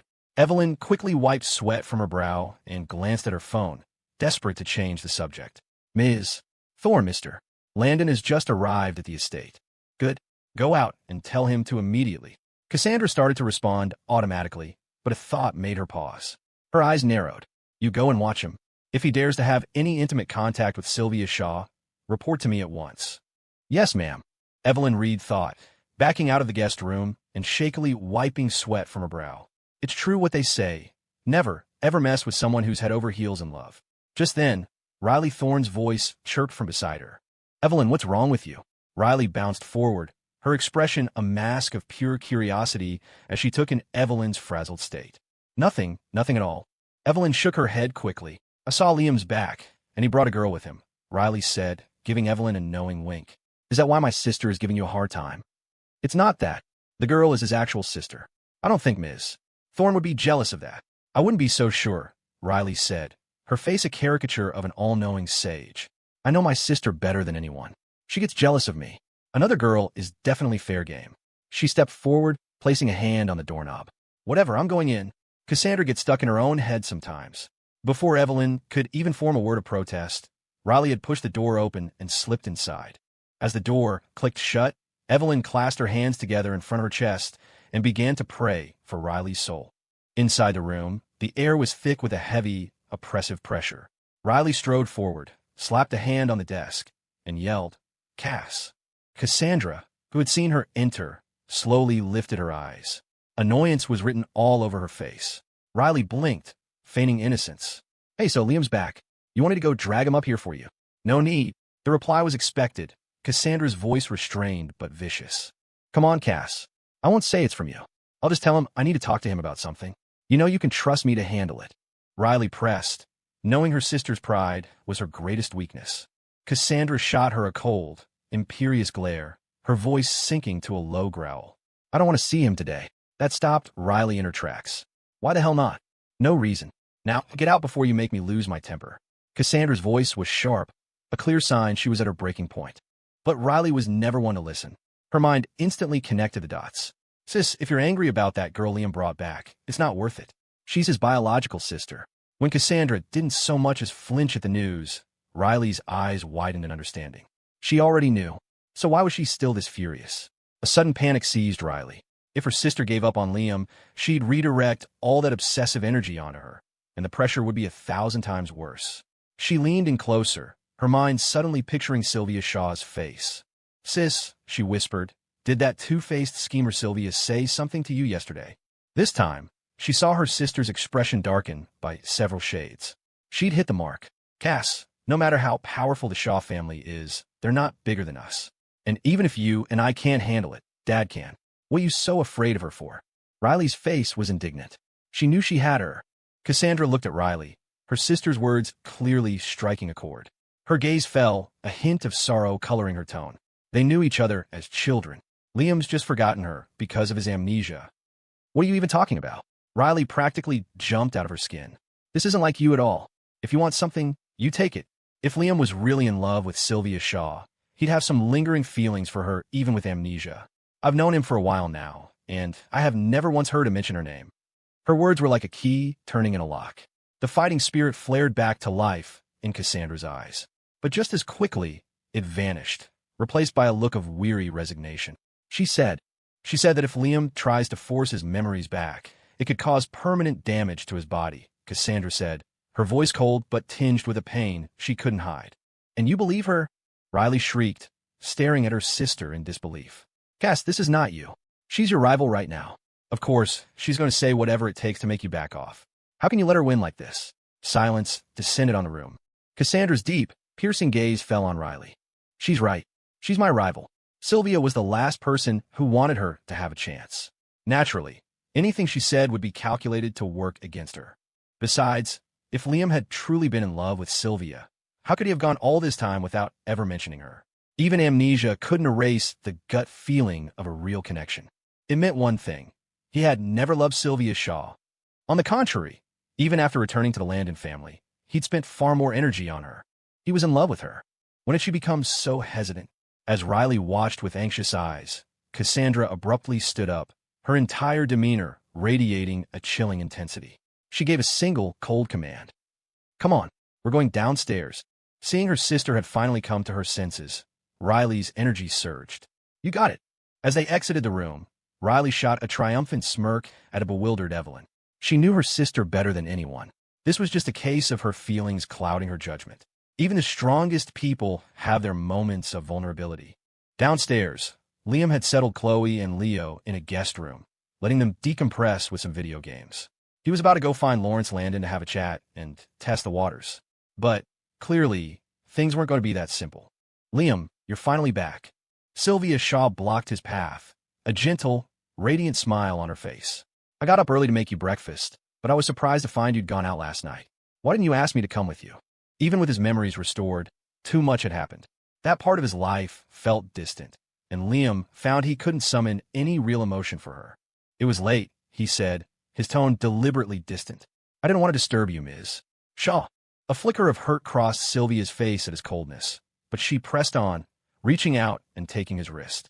Liam, we don't have to be so formal with each other, she said softly. Remember when we were kids? Before she could finish, an furious shout echoed from the elevator bay. You bitch, what do you think you're doing? Get your hands off my Liam. Startled, Sylvia's head snapped toward the sound. She saw a furious Riley Thorne and a glacial Cassandra Thorne striding toward them. Remembering her pact with Cassandra, a supposed non-aggression treaty, Sylvia's composure finally cracked. She had held back all day yesterday, had even run interference with the family elders for them. But now, on her day, Cassandra was breaking the rules and coming downstairs. You're cheating. Let go of my brother-in-law. Riley ignored Sylvia's accusation completely, storming forward and glaring daggers at their joined hands. Liam, however, caught the keyword. Cheating. He blinked, looking from Cassandra to Sylvia in utter confusion. Realizing her slip, Sylvia froze. She shot a warning glare at Cassandra before defiantly tightening her grip on Liam's arm. Liam, why don't we take a walk in the garden? Though phrased as a question, it was a statement. Without waiting for an answer, she began to pull him toward the exit. Sis, this woman is shameless. Let me go teach her a lesson. Riley fumed, raising a fist. Don't be ridiculous, Cassandra snapped, her gaze fixed on the retreating pair, specifically on the arm Sylvia was clutching. Riley turned back, ready to argue, but the murderous look in her sister's eyes stopped her cold. The anger instantly deflated. Still, the thought of her future brother-in-law being stolen away made her anxious. Sis, are you just going to stand there and watch her take him?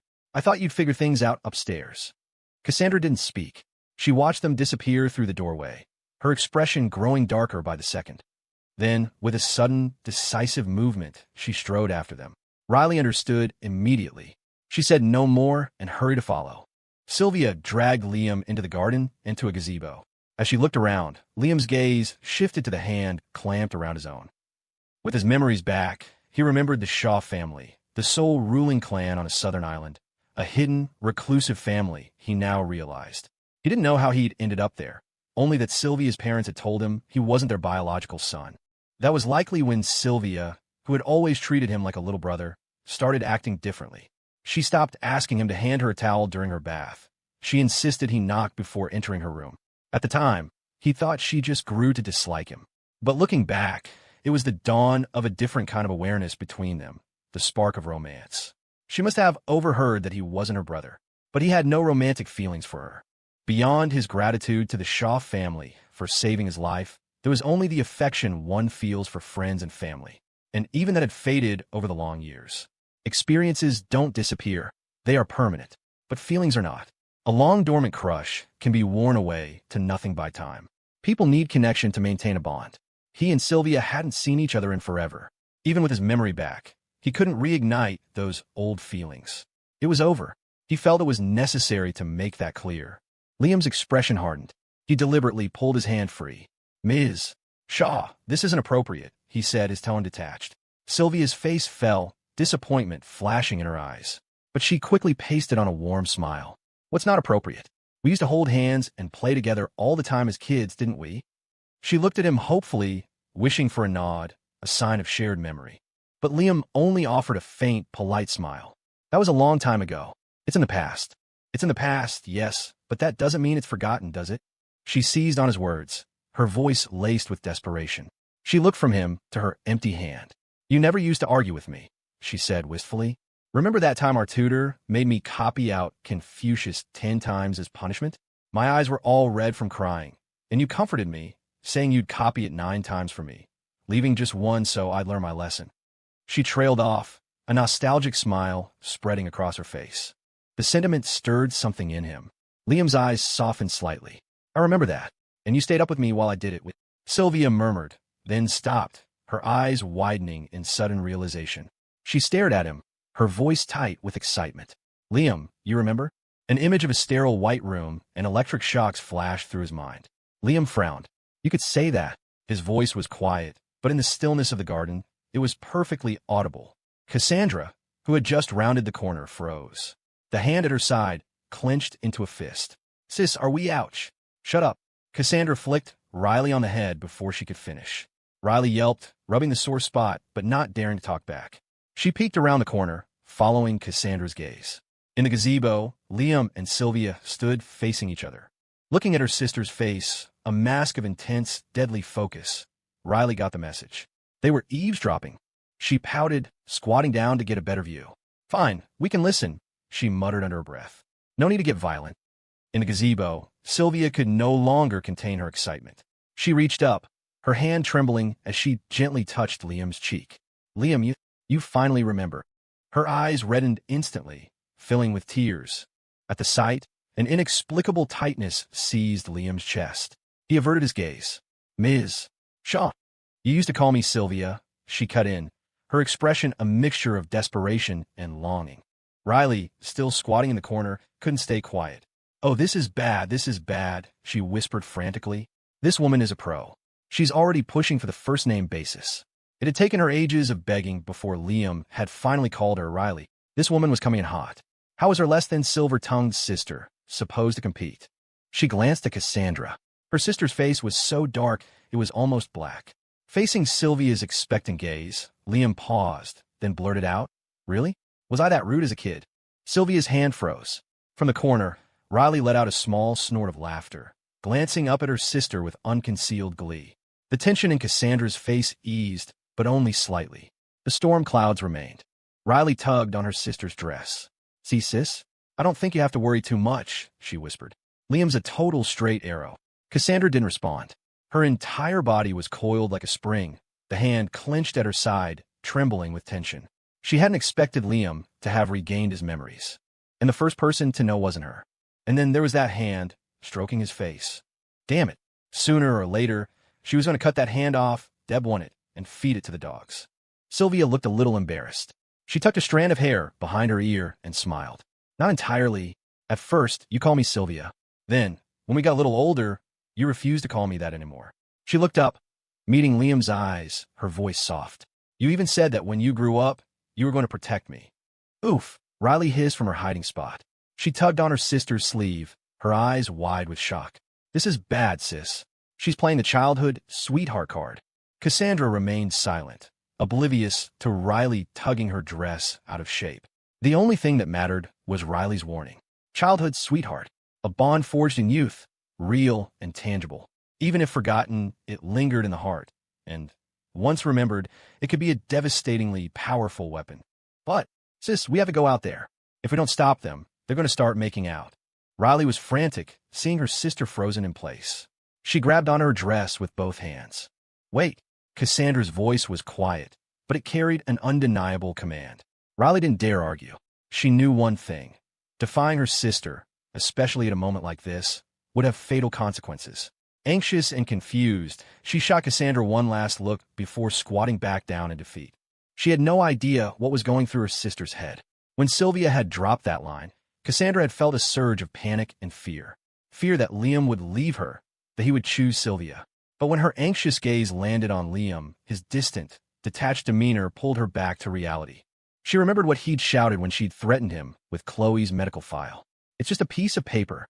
You think it can replace the last 20 years of my life?" That raw, indignant complaint revealed a side of him she hadn't fully grasped. The Liam she understood was not someone who would be trapped by sentiment. He wouldn't bow to anyone. What he craved above all else was freedom. She didn't think he would. He would never be chained to the past. Even with that conviction, her body trembled. "You must be misremembering." In the gazebo, Liam's eyes glinted, a small smile playing on his lips.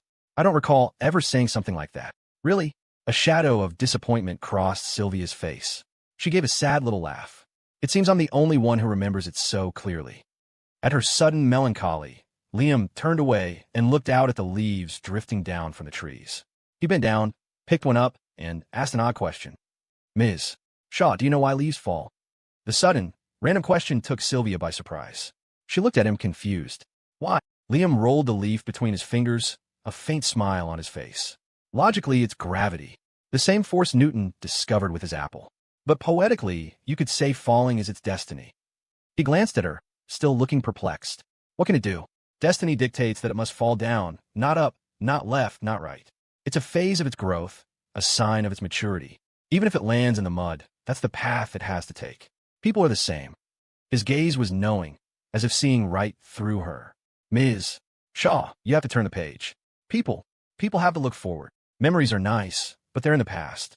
So I'm choosing to let myself off the hook. He didn't want to live in the past. He felt he had made his point crystal clear. The rejection was obvious.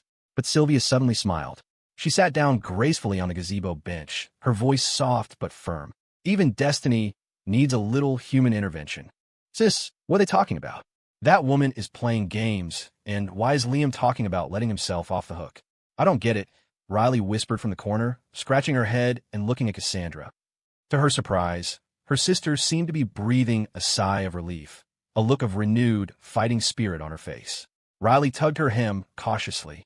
Sis, you understood that. Cassandra shot her an icy glare and said nothing.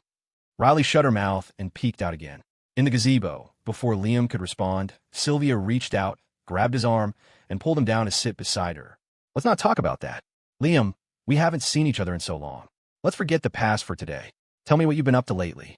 Bad news, sis. She's holding his hand again. Riley yelped, her voice echoing through the quiet garden. Both Liam and Sylvia heard it. Cassandra didn't blame Riley. She crossed her arms, her posture radiating cold arrogance, and glided toward the gazebo. Her icy gaze locked onto their entwined hands. Well, isn't this cozy? She purred, her voice dripping with sarcasm and fury. The tone was unmistakable. Liam knew it instantly. The great lady is jealous again. Sylvia's expression hardened. She looked at the two Thorne sisters with undisguised annoyance, her gentle voice grinding out from between her teeth. What are you two doing here? Cassandra's eyes were fixed on Liam. The Landon estate has a lovely view, she said with a smirk. I was simply in the mood for a stroll. Beside her, Riley puffed out her chest. That's right. This is the Landon estate. What we do here is none of your damn business. Great. Here we go again. Liam had no desire to be caught in the middle. He swallowed hard and quickly pulled his hand away from Sylvia's. Well, you all enjoy the view. I have something to take care of, so I'll just stay. Liam, you're not going anywhere. Three voices spoke at once. The pressure was suffocating. Liam felt his scalp tingle. The gazebo wasn't that big, and with four of them crammed into it, it felt dangerously crowded. He took a deep breath, deliberately avoiding Cassandra's predatory glare. So, how about that view? He offered weakly. Let's go somewhere else, Sylvia suggested, standing up. Good idea, sis. Let's go somewhere else too, Riley piped up. If we run into them again, it's just a coincidence. They can't do anything about it. Cassandra said nothing, her eyes burning into Liam, simmering with barely contained rage. It was official. Wherever he went, they would follow. Liam had not seen this coming. Looking at their determined faces, he desperately wanted to escape. But there was no escape now. Finally, he sighed, deciding to change the subject entirely. Well, since we're all here with nothing to do, how about a game of mahjong? I'm in, Sylvia replied first, her smile unable to hide the delight in her eyes. As long as I'm with you, I'll play anything.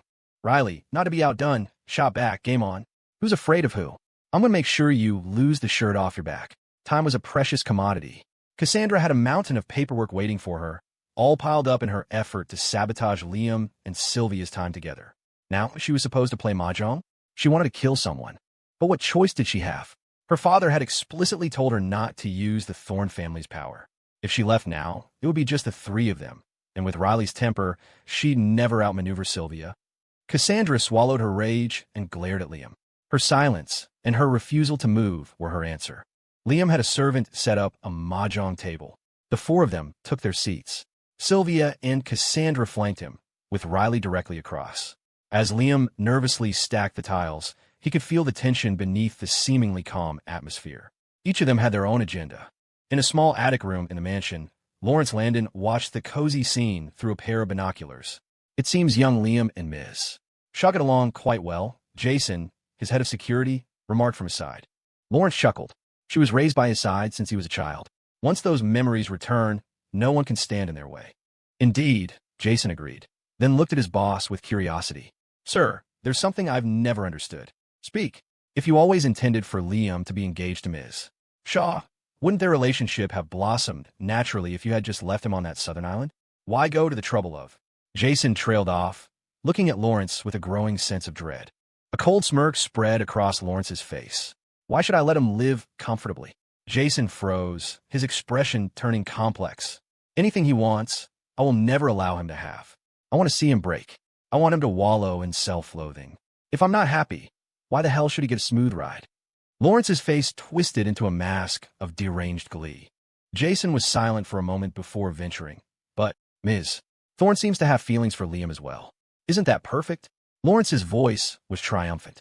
If the Thorne family makes a move, it saves me the trouble. He raised an eyebrow. Jason, go and inform Cassandra Thorne that I am formally inviting her to Liam and Sylvia's engagement party. I want to see just how deep her feelings run. Jason didn't dare say more.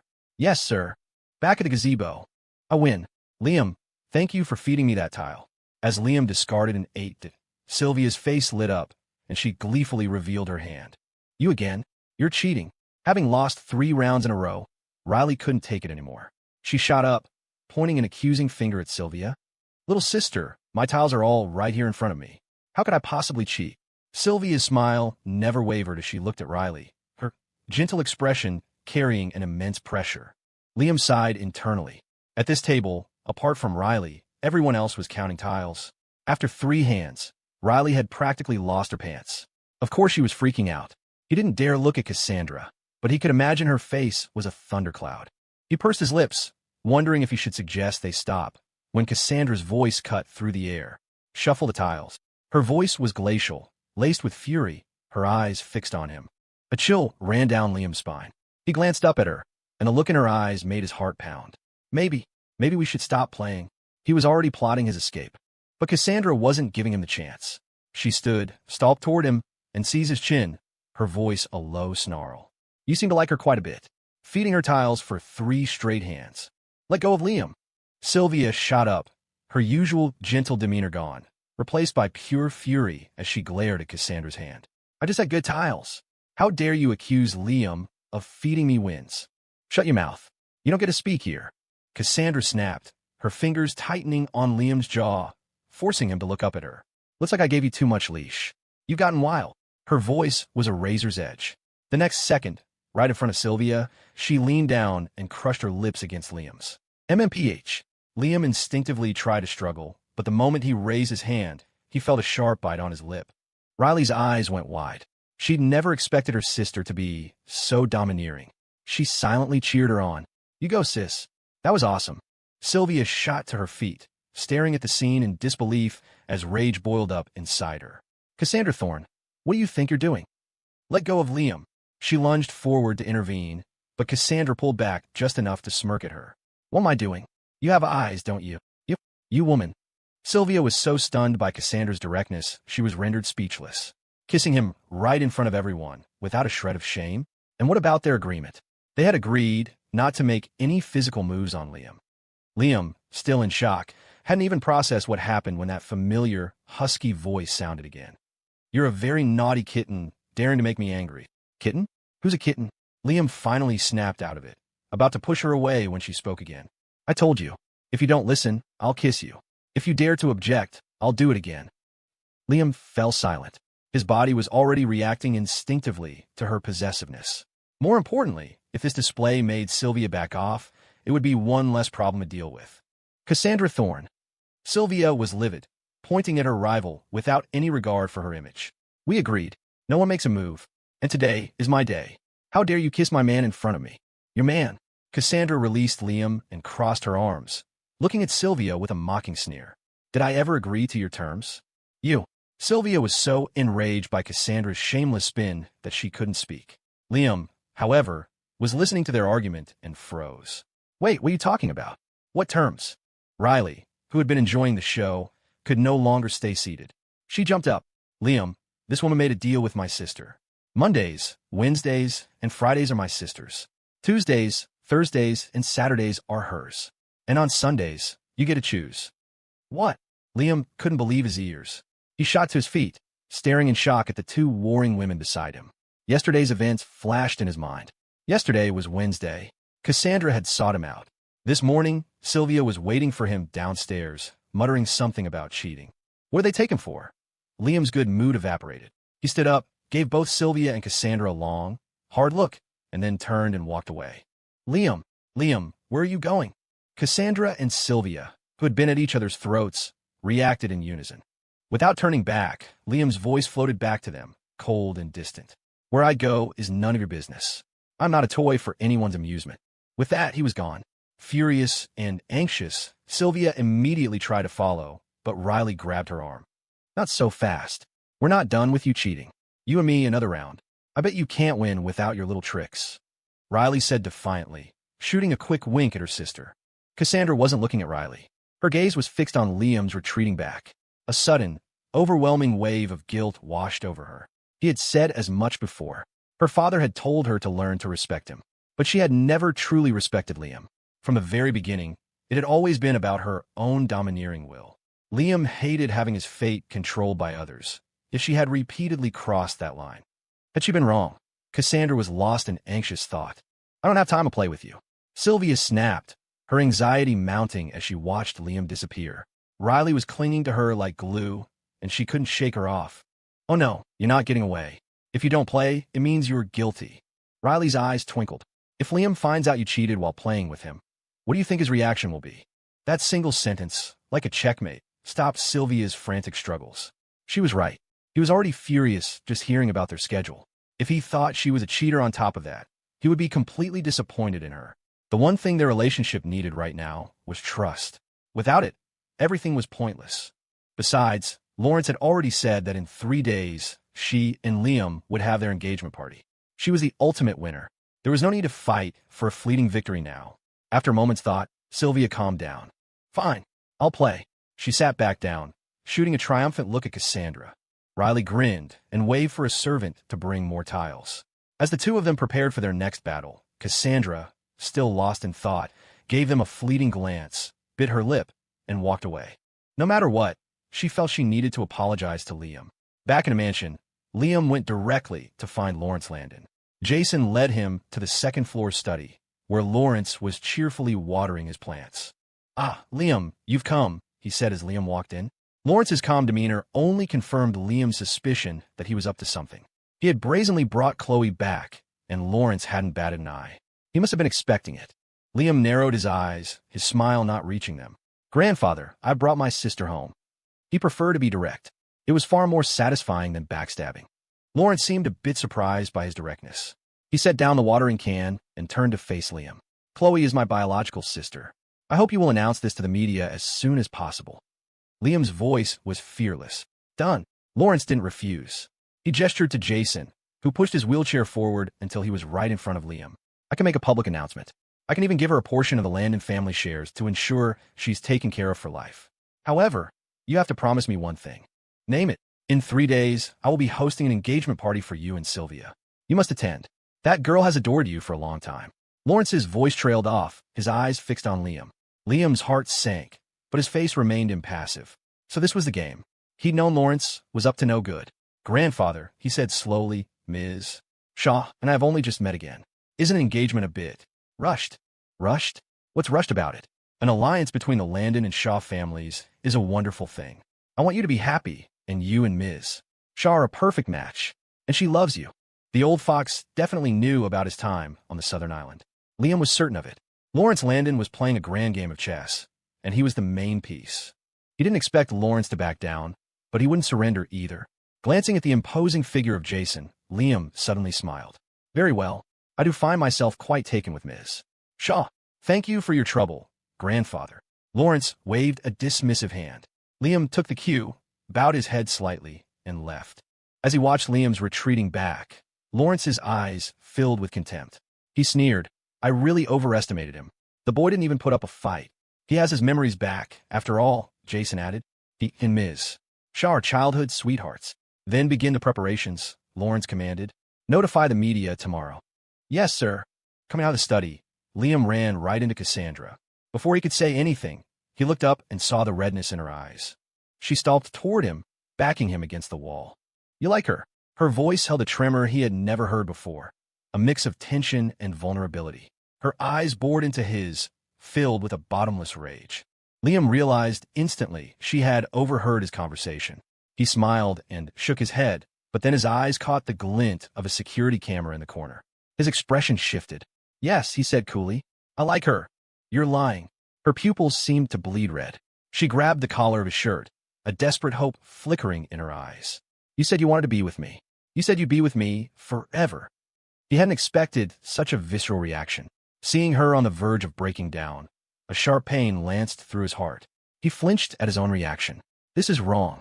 How could he feel a pang of sympathy for this madwoman? No. Remembering all the cruel ways she had tormented him, Liam's hand shot up, grabbing her wrist and prying her fingers off his collar. As Cassandra stared at him, her eyes a mix of fury and desperate hope, he laughed, his voice dripping with cynical amusement. I was lying to you. Did you actually believe me? I don't believe you. I don't believe it. Her eyes were a storm of anger and despair. She shook her head frantically, her gaze locked on him in disbelief. Liam had never seen Cassandra like this, as if she'd been abandoned by the entire world. She was always so untouchable, the brilliant rose of the manor, a goddess on a pedestal, the very definition of cold arrogance. But now, her eyes were bloodshot as she stared at him, all her composure and elegance shattered. She looked like she was clinging to a final, desperate hope. The word you're saying now, those are the lie, right? She asked, her voice trembling. His peripheral vision caught the study door behind him. Liam's gaze hardened. He deliberately avoided looking at the unraveling woman before him. You're mistaken, Ms. Thorne, he said with cold detachment. Everything I've ever said to you has been a lie. No. Cassandra staggered back, clutching her chest as if struck. Her elegant posture faltered. Liar, she whispered, shaking her head, her long hair falling in disarray around her face. Her eyes were unfocused. I don't believe it. I don't believe it. She mumbled the words. Then her gaze sharpened, locking onto him. Why would you lie to me? There has to be a reason. Just yesterday, we were fine. Does being fine in the past guarantee a good future? Liam cut her off, his voice rising. He was furious with himself for the unwelcome pang of sympathy, disgusted that he could feel anything for a woman so manipulative. It wasn't about being overheard anymore. Liam's own anger boiled over. His eyes clashed with hers, and a reckless, cold smile spread across his face. You're allowed to treat me like a toy, but I'm not allowed to play with your feelings? Cassandra Thorne, you are absolutely hilarious. What makes you think that after everything you put me through, I would fall hopelessly in love with you? Stop dreaming. No. Cassandra was completely undone. Her eyes were scarlet, tears blurring her vision. The loss of control, his anger, it all converged into a black hole threatening to swallow her whole. She clutched the fabric over her heart, a stabbing pain twisting inside her. Torment, she whispered, then let out a hollow, desolate laugh. You think I was tormenting you? I love you, she murmured, her voice a fragile, broken thing. I need you so badly. I just wanted you to be mine. It was part explanation, part confession from the edge of a breakdown. Seeing her so distraught, Liam had felt a flicker of pity, but her last words ignited a fresh blaze of fury in him. Wasn't it, Ms. Thorne? Do you think anyone can just accept her methods? Don't forget, you hit me. You starved me for 4 whole days. You almost let me drown in the bathtub. Did you think that was some kind of fun game? Well then, if you saw me as a toy and played with my body, then in my eyes you were a toy too. And I played with your heart. Liam roared, his words like daggers as he advanced on her. This was the first time he had ever fought back with such fury. He was tall, and as he closed the distance, Cassandra had to tilt her head back to meet his gaze. Tears welled in her eyes as she belatedly realized the true cruelty of her actions. Was I really so wrong? No. I just wanted you. What did I do wrong? Her pride would never let her bow her head. Though she was looking up at him, her expression was defiant, but the trembling of her lips betrayed her. Liam laughed, a bitter, self-mocking sound. You're right. You did nothing wrong, he said, his gaze filled with a tragic pity. So if we're going by that logic, then what about me? He demanded, his voice a thunderous indictment. All I wanted was to escape. What did I do wrong? The question echoed in the hallway. Cassandra was stunned into silence. She had no answer because she didn't know whose fault it was anymore. Seeing the vacant look in her eyes, Liam sighed, his voice softening slightly. Give it up, Ms. Thorne. You can never have me. It was just like when they first met. He was a ghost in her world, untouchable. He stood right in front of her, a solid, real presence. Yet he felt like the wind, impossible to grasp. The pain was excruciating. Cassandra's gaze fell. As Liam turned to leave, her fingers clenched, gripping the fabric of her dress so tightly her knuckles turned white. She called out his name, her voice a low, self-deprecating whisper. Liam. The sound was soft, stripped of all its hardened edges, and it slipped through his defenses like water. Instinctively, Liam stopped but didn't turn around. "For treating you like a toy, I apologize." Her voice was quiet, but it was heavy with a humility he'd never heard from her before. Liam froze. He had never imagined the high and mighty Cassandra Thorne would ever apologize to him. And for the arrangement with Sylvia Shaw, "I was wrong. I didn't respect your wishes. From now on, I will never do anything like that again." She had apologized, but it was no longer a question of forgiveness. Liam saw it clearly now. People only paid for their momentary emotions. The past was past. To dwell on it was to be consumed by obsession. He was furious with himself, not at her, but at the fact that after everything she had done, he still felt something for her. His plan needed to be accelerated. Liam's expression hardened. Without looking back, he said, "I hope you mean that, Ms. Thorne." And then he was gone. He walked into the elevator and disappeared from her sight. As if all her strength had drained away, Cassandra staggered back until she hit the wall. She braced herself with one hand, a storm of regret and rage swirling within her. So now what? Their engagement party was in 3 days. Was she supposed to just stay here? For the first time, Cassandra Thorne felt like a clown. She had fought so hard, only to lose to a childhood sweetheart. "I'm choosing to let myself off the hook." Liam's words echoed in her mind. Amid the despair, a thought suddenly struck her. She glanced at the study door, then at the security camera in the corner. He had said all his words were lies. Was it possible he had been acting? Or maybe it was half truth, half performance. Cassandra's brow furrowed, and a sharp clarity returned to her eyes. She strode to the elevator and returned to her room. "Get Palmer on the line," she commanded Evelyn, her voice leaving no room for argument. "Tell him to mobilize the entire Thorne security detail." "Ma'am, why would we mobilize the team now?" Evelyn asked, confused. Cassandra didn't even look up. A cold smile played on her lips as 2 words fell from them, sharp and final. "Wedding crashing." "Crash." Ugh. Evelyn was so shocked, she almost choked. She caught the lethal glint in her boss's eyes, and a shiver ran down her spine. She nodded quickly, not daring to question her further. "Yes, ma'am." After Evelyn left, Cassandra stroked the lock screen of her phone, where a picture of Liam's face stared back.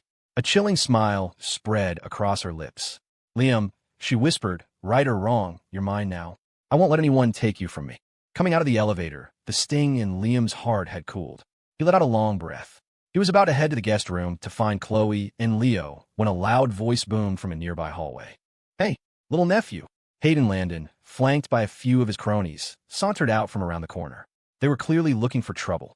Liam had a belly full of fire with nowhere to direct it. He couldn't believe his luck. He cracked his knuckles. "You know, kid, you should learn some manners," Hayden sneered. "When you see me, you're supposed to call me uncle." Liam raised an eyebrow and a corner of his mouth twitched. He put on a perfectly obedient smile. "Uncle, yeah, that's more like it." Hayden nodded, satisfied. He could see his entourage was having the desired effect. He puffed out his chest. "If you're going to be part of the Landon family, you have to know the rules. How about this? You get on your knees and kowtow to your uncle, and I'll forgive you for your previous disrespect." Before Hayden could finish his triumphant speech, Liam's hand connected with his face in a resounding slap. "You dare hit me?" Hayden clutched his cheek in disbelief. Liam just smiled and flexed his hand. "My apologies, uncle. As your nephew, I sometimes don't know my own strength." You. Hayden's eyes widened. He turned to his friends, sputtering. "What are you just watching for? Get him. Beat his ass and show him who's really in charge at the Landon." Liam didn't give him a chance to finish. 2 more quick slaps, crack, crack, sent stars dancing in front of Hayden's eyes. The kids Hayden had brought with him were all spoiled brats his age, barely adults. They'd never seen a real fight, and Liam physically towered over Hayden. After 3 slaps, they were all cowering. Liam was a grown man, and his presence alone was a league above theirs. "What are you waiting for? He's just one guy. This is my house. What are you afraid of?" Seeing his troops wouldn't move, Hayden clutched his stinging face and roared. Liam chuckled. "Yes, this is your house. But I believe it's my house too, isn't it?" He tapped a finger on his chin. "So why do you suppose that when I hit you, no one in our family came out to stop me?" "You." Hayden was speechless, his face turning red from either the slaps or sheer frustration. "Let me guess," Liam continued, his smile widening. "You brought these guys here to try and establish some dominance, right?" Hayden was stunned to be read so easily. "That's right. I'm here to show you who's boss," he stammered, his bravado faltering as he saw Liam raise his hand again. "You don't have to go to all that trouble," Liam said, glancing over the pathetic crew before his eyes landed back on Hayden. Do me a favor, and I'll gladly get the hell out of here. Hayden blinked. What do you mean? You're just afraid I'll take your inheritance, right? Liam grinned. As a young master of the Landon family, you must have a nice little nest egg. Or maybe go talk to your dad. Give me $30 million, and I'll pack my bags and disappear. Immediately. For real. Forgetting the pain in his face, Hayden's eyes lit up. Of course, Liam nodded. Go talk to your dad. The Landon family fortune is worth a hell of a lot more than $30 million. It's a guaranteed win for you. And if you're still worried, you can have your people watch my every move. He delivered the lines with such casual confidence. Hayden pointed a shaky finger at him. Okay, I'm going to talk to my dad right now. You wait here. Don't you dare run off. I'm not going anywhere. Text me when you have an answer, Liam said, holding up his phone with a smile. He watched as Hayden and his crew stumbled into the elevator. He had no idea what game Lawrence was playing, and he didn't care to guess. But Ian and Hayden were a different story. They were simple creatures, motivated by fear of losing their inheritance. Forced marriage? Liam gazed out at the Grand Landon Hall, and a cold smirk touched his lips. Fine. Then don't blame me for taking the money and running. He didn't care what schemes Lawrence had cooked up. He was leaving. The Landon family, the Thorne family. He wanted nothing to do with any of them. He found Chloe and Leo in the guest room, still playing video games. Liam said nothing, just grabbed a laptop and sat down at the desk. With the help of two top university students, he spent the entire afternoon building a simple prototype for a mobile game. A notification buzzed on his phone. A simple okay from Ian. Liam smiled and looked at Chloe and Leo. When this game asks for money, just use my card. Chloe and Leo paused, looked at each other, and instantly understood. He didn't want them to get hit with the taxes. And Chloe, Liam continued, sometime tomorrow afternoon, the Landons are going to announce your identity to the media. I need you to create a social media account. If you ever run into any trouble, post about it online. Even if the Landons pay to have it scrubbed, it won't be instant. He closed the laptop and turned to Leo. Leo, tomorrow I'm going to publicly hire you as Chloe's driver. That way, you'll be linked online. Also, tell your family to create accounts. If anything dangerous happens, post it first. Leo nodded automatically, exchanging a worried glance with Chloe. Liam, it kind of feels like you're giving us your last will and testament. Leo said hesitantly. Brother Liam, are you planning something? This feels dangerous, Chloe added. The two of them stared at him, their faces etched with concern.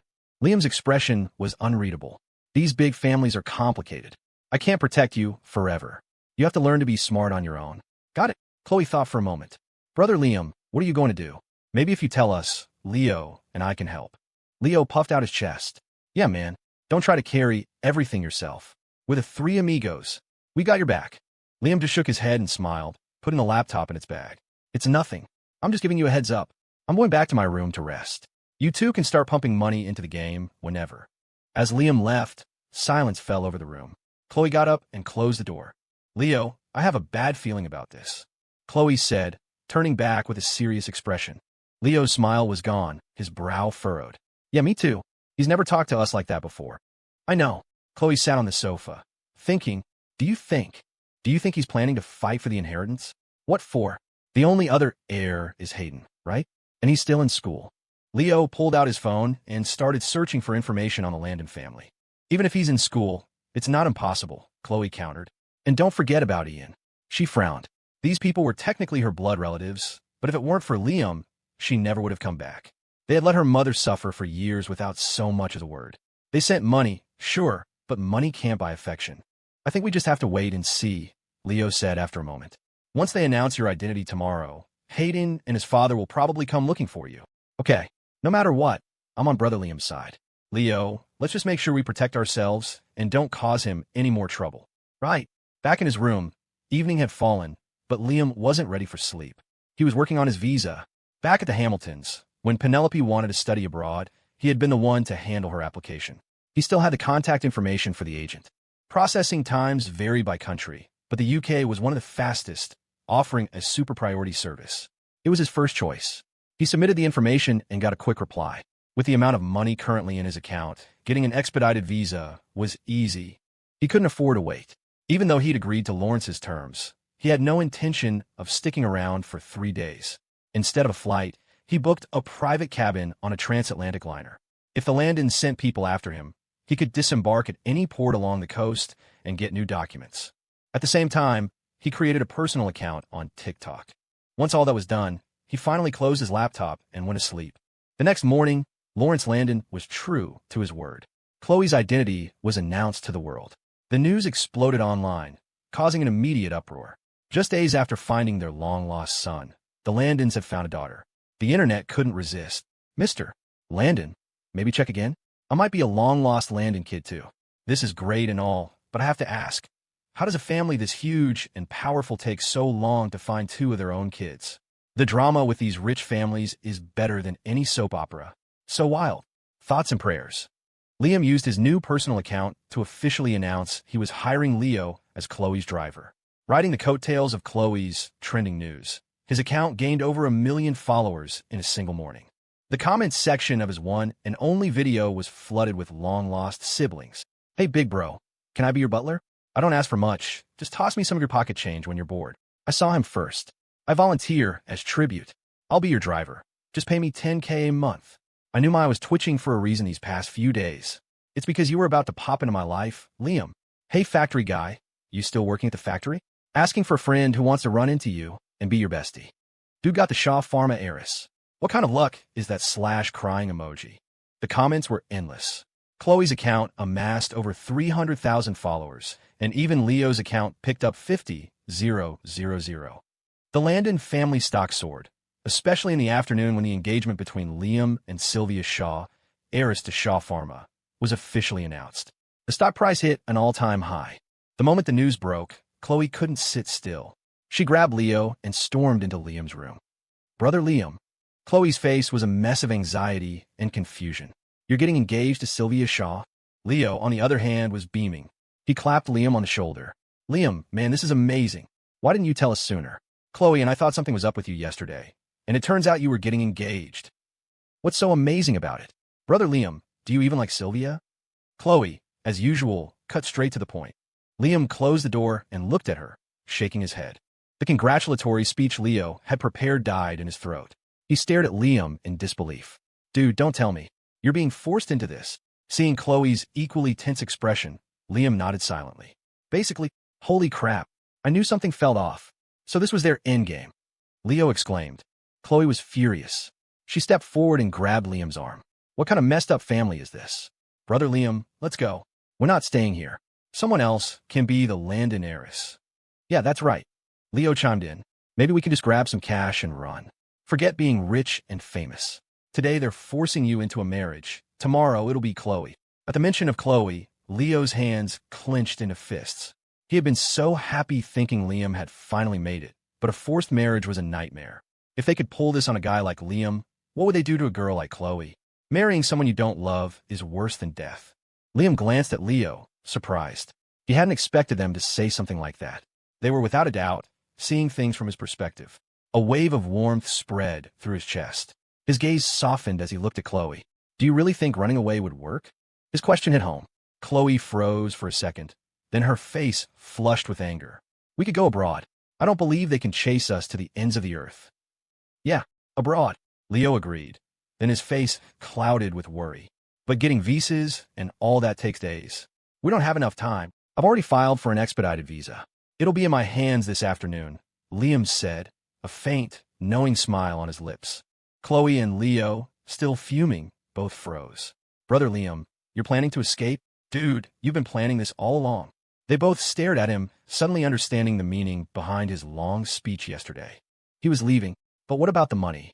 The Landons are powerful. They'll be able to track all of it, won't they? Chloe, a finance major, pointed out the flaw. Leo's eyes widened in realization. Holy shit, Liam. Is that why you had us pumping money into that game? The game. Of course. The game. Chloe caught on. Faced with two people who trusted him without reservation, Liam didn't hide anything. Starting yesterday, the money you've been funneling into the game has been taxed and transferred to my offshore account. It's all through legitimate channels. The Landons will have no grounds to freeze it. Dude, Brother Liam, you're a genius. Liam, how did you even think of that? It's brilliant. They praised him like he was a rock star, their eyes shining. Actually, I need you two to help me with one more thing, Liam said, turning to Leo. Anything, man. Just say the word. Tomorrow evening, the three of us will go out. At night, you'll pretend to be me and come back with Chloe. I'll leave you a few voice recordings. Just hide out of my room and don't open the door for anyone. Leo immediately understood the plan. He nodded, but then looked at Liam's frame, then his own. I can do it, but Liam, we're not exactly the same size, are we? It's fine. I'll wear a thick coat when we leave. Don't worry, I'll let Ian know. He'll help you out from the shadows. Chloe frowned. But brother Liam, when they find out it's Leo on the engagement day, won't they come after him? The thought made Leo anxious. Yeah, Liam, what if they pressure me to tell them where you went? I can keep my mouth shut, but I'm worried they'll threaten my family. Don't worry about that. They won't bother you, Liam said with a reassuring smile. You'll see when the day comes. He clapped Leo on the shoulder, then looked at Chloe. Trust me, I wouldn't put you in harm's way. Chloe, you now hold shares in the landing company. And Leo, once I'm safely landed, I'll transfer $30 million into your account. You can use it to start a business, travel the world, whatever you want. Consider it payment for your help. At the mention of $30 million, Leo's eyes nearly popped out his head. $30 million for impersonating Liam for one night? Who needed a real job? He thumped his chest. Liam, you can count on me. I guarantee I'll get the job done. The Thorne compound, the moment Catherine Thorne saw the trending news about Liam and Sylvia's engagement, she shot out of her seat. Caleb! She flew down the stairs, phone in hand, only to find her husband calmly sipping tea on the sofa. You have a nerve to be drinking tea right now. Catherine fumed.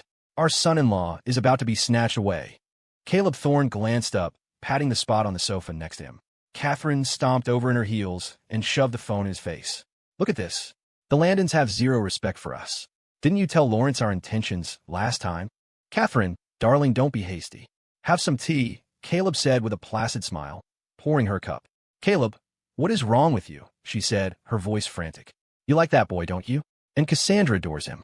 Her eyes were red for a whole day after you two talked. If they break them up, what's going to happen to our Cassie? Sigh. Caleb set down his cup. Catherine, calm down. I saw the news this morning. And you're not worried? What is there to be worried about? Cassandra isn't a child. She has her own judgment. And when it comes to matters of the heart, I think we should stay out of it. We need to let our children have the full experience. His words were so reasonable that they actually managed to calm Catherine down. She sat beside him, her brow still furrowed. So you're saying you haven't told Lawrence about Cassie? Caleb nodded. They're both young. They have a lot to go through. That's still not right. Catherine shook her head. You didn't say anything, and now look. He's marrying Liam off to someone else. If this engagement happens, how is Cassie supposed to stay at the Landon estate with any dignity? If it were a fair competition, she would support it. A third party in a relationship can be a good thing. It tests the depth of feelings and reveals a person's true character. She herself had been driven to realize her love for Caleb only after he'd announced a fake engagement to someone else. But that was a ruse. Liam's engagement was very, very real. How could she not be frantic? Seeing his wife's distress, Caleb couldn't help but chuckle. Catherine, darling, you don't really think this party is actually going to happen, do you? Catherine blinked. Yesterday, Caleb said, a proud glint in his eye, Cassandra mobilized our entire family security detail. And I believe she's preparing a little something else. What's something else? The same big toy I used when I was courting you. The words dropped, and Catherine froze. The memory of that day flashed in her mind, and she gasped. Hiss! A second later, her anxiety vanished, replaced by pure, unadulterated excitement. Is this going to be that epic? You know it. Caleb beamed. Like father, like daughter. My daughter has guts. Oh, stop patting yourself on the back, Catherine teased, her heart racing. She clutched her phone. If it's really going to be a classic replay, can we go watch? Caleb shook his head. It wouldn't be appropriate. I've already declined the Landon's invitation. I'm having Riley come home tomorrow, so none of us can be seen there. So I'm going to miss all the action. Seeing the disappointment in his wife's eyes, Caleb quickly added, Hey, I'll arrange for a few drones. We'll get a full live stream and recording. We can watch it with Riley from home. Catherine's face lit up. She threw her arms around him. That's fantastic. I love you, darling. Black Lake Manor is everything ready. Cassandra, now back at her own estate, stared at her computer screen and addressed Evelyn. Everything is prepared, ma'am. However, there will be a massive media presence that day. If we proceed, the entire world will know. Evelyn's voice trailed off, her face filled with worry. Cassandra lifted her gaze, a cold smile gracing her lips. Her voice was imperious, filled with an absolute possessiveness. That's the point. I want the entire world to know that he is mine. Evelyn felt a visceral chill run through her at the manic look on her boss's face. She silently wiped away a bead of sweat and began to mourn for the ceremony that was to take place in 2 days. That night, Liam took the supplementary card Ian had given him and started pouring money into the game. Ian was an interesting character. When he heard about Liam's plan to run, he agreed without a shred of hesitation or suspicion. It rendered all of Liam's carefully prepared arguments useless. Thinking back on it, most of the land and family shares were in Lawrence's hands. After so many years of fighting, Ian had never managed to take control, which probably said something about his personality. After all, a man who could raise a simpleton like Hayden couldn't be that much a shark himself. Chloe and Leo were holed up in Liam's room with him, all three of them tapping away at their phones relentlessly. "Liam, I don't think I've ever been this bored in my entire life," Leo grumbled, his fingers never pausing. Chloe wasn't faring any better. After more than 3 hours of constant tapping, her fingers were cramping. She lay sprawled on the sofa. "I never want to spend money on a game again. I'm so sick of this." Almost there, Liam said, trying to console them with a grin. "For my freedom, everyone, just hang in there. Sigh, so tired." Seeing their exhausted faces, Liam couldn't help but laugh. If you want to make someone quit gaming, just give them unlimited funds and make them spend it. He couldn't imagine anyone not burning out. In reality, if they truly had this much money, they wouldn't be wasting their energy on a game. Chloe, for instance. "Brother Liam, after this is all over, can Leo and I come visit you? I've never been abroad before." "Yeah, Liam. Where are you going?" "Chloe and I can fly out to meet you. We'll have money. We should go have some fun." They both looked at him expectantly. "Sure," Liam agreed without hesitation. Before, he would have shut down the conversation. But today, before he had even told them his plan, they had stood by him without question. Especially Chloe's question, "Do you even like Sylvia?" That had struck a chord deep within him. Watching them furiously tapping their screens for the sake of his freedom, a warmth spread through his chest. He had never offered Leo such a large sum of money before. For some reason, watching them work so hard, Liam felt that maybe, just maybe, they could become true friends. "I'll find a way to get you my address," he said. "I'll be changing my number, but your phones might be monitored. When we meet up, to make sure the Landons don't find me, we'll have to wait until the second day." "Got it," Leo nodded, his eyes shining with excitement. "I'll transfer $10 million to my mom, and then I'm going to travel the world." He looked at Liam, his voice thick with emotion. "Liam, I don't even know how to thank you. For the first time, I'll be able to go back to my hometown and hold my head high." "Leo, that's the wrong way to think about it," Chloe chimed in with a laugh. "If you live your life based on what other people think, what's the point?" I know, but every time I go home and see the way they look at me, it just gets to me, you know." Their conversation drifted over to Liam. He shook his head and smiled. "It's easy to say that, but not many people can actually do it. Honestly, Leo, you're already a great guy. Nobody's perfect." "Yeah, nobody's perfect. Brother Liam gets it," Chloe added enthusiastically. "Liam, I really need to learn from your laid-back attitude. I'm so anxious all the time, just constantly burning myself out. What do you have to be anxious about? You're my driver now. I have to pay you a salary." "Hey, that's different. It makes me feel like a freeloader." "Who says? Why else would I have hired you?" "Leo, you gotta learn to chill out. Be more like my brother." The two of them went back and forth, praising him to the high heavens. The scene was warm, comfortable. Everyone was working hard for his freedom. Listening to their cheerful banter, Liam had a feeling he would remember this moment for a very long time. He smiled and said nothing. Nobody's perfect.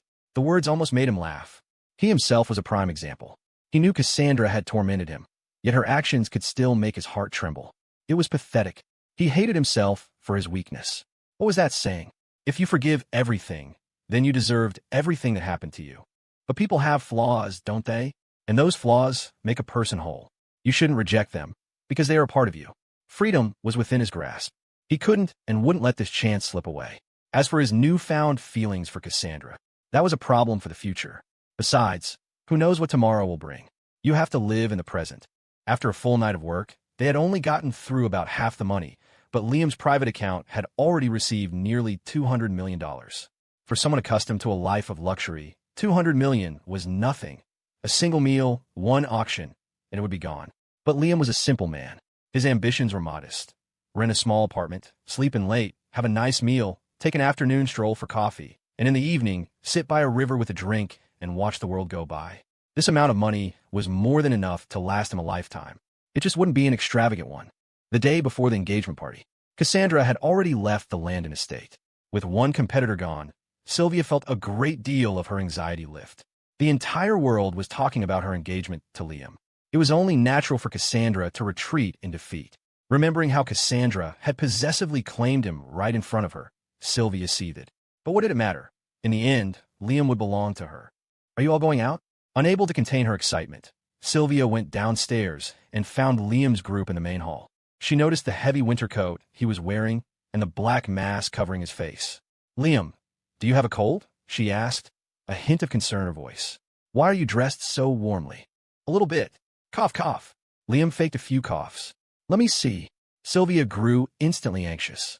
She rushed forward, intending to touch his forehead to check his temperature, but with a subtle movement he sidestepped her, and her hand met empty air.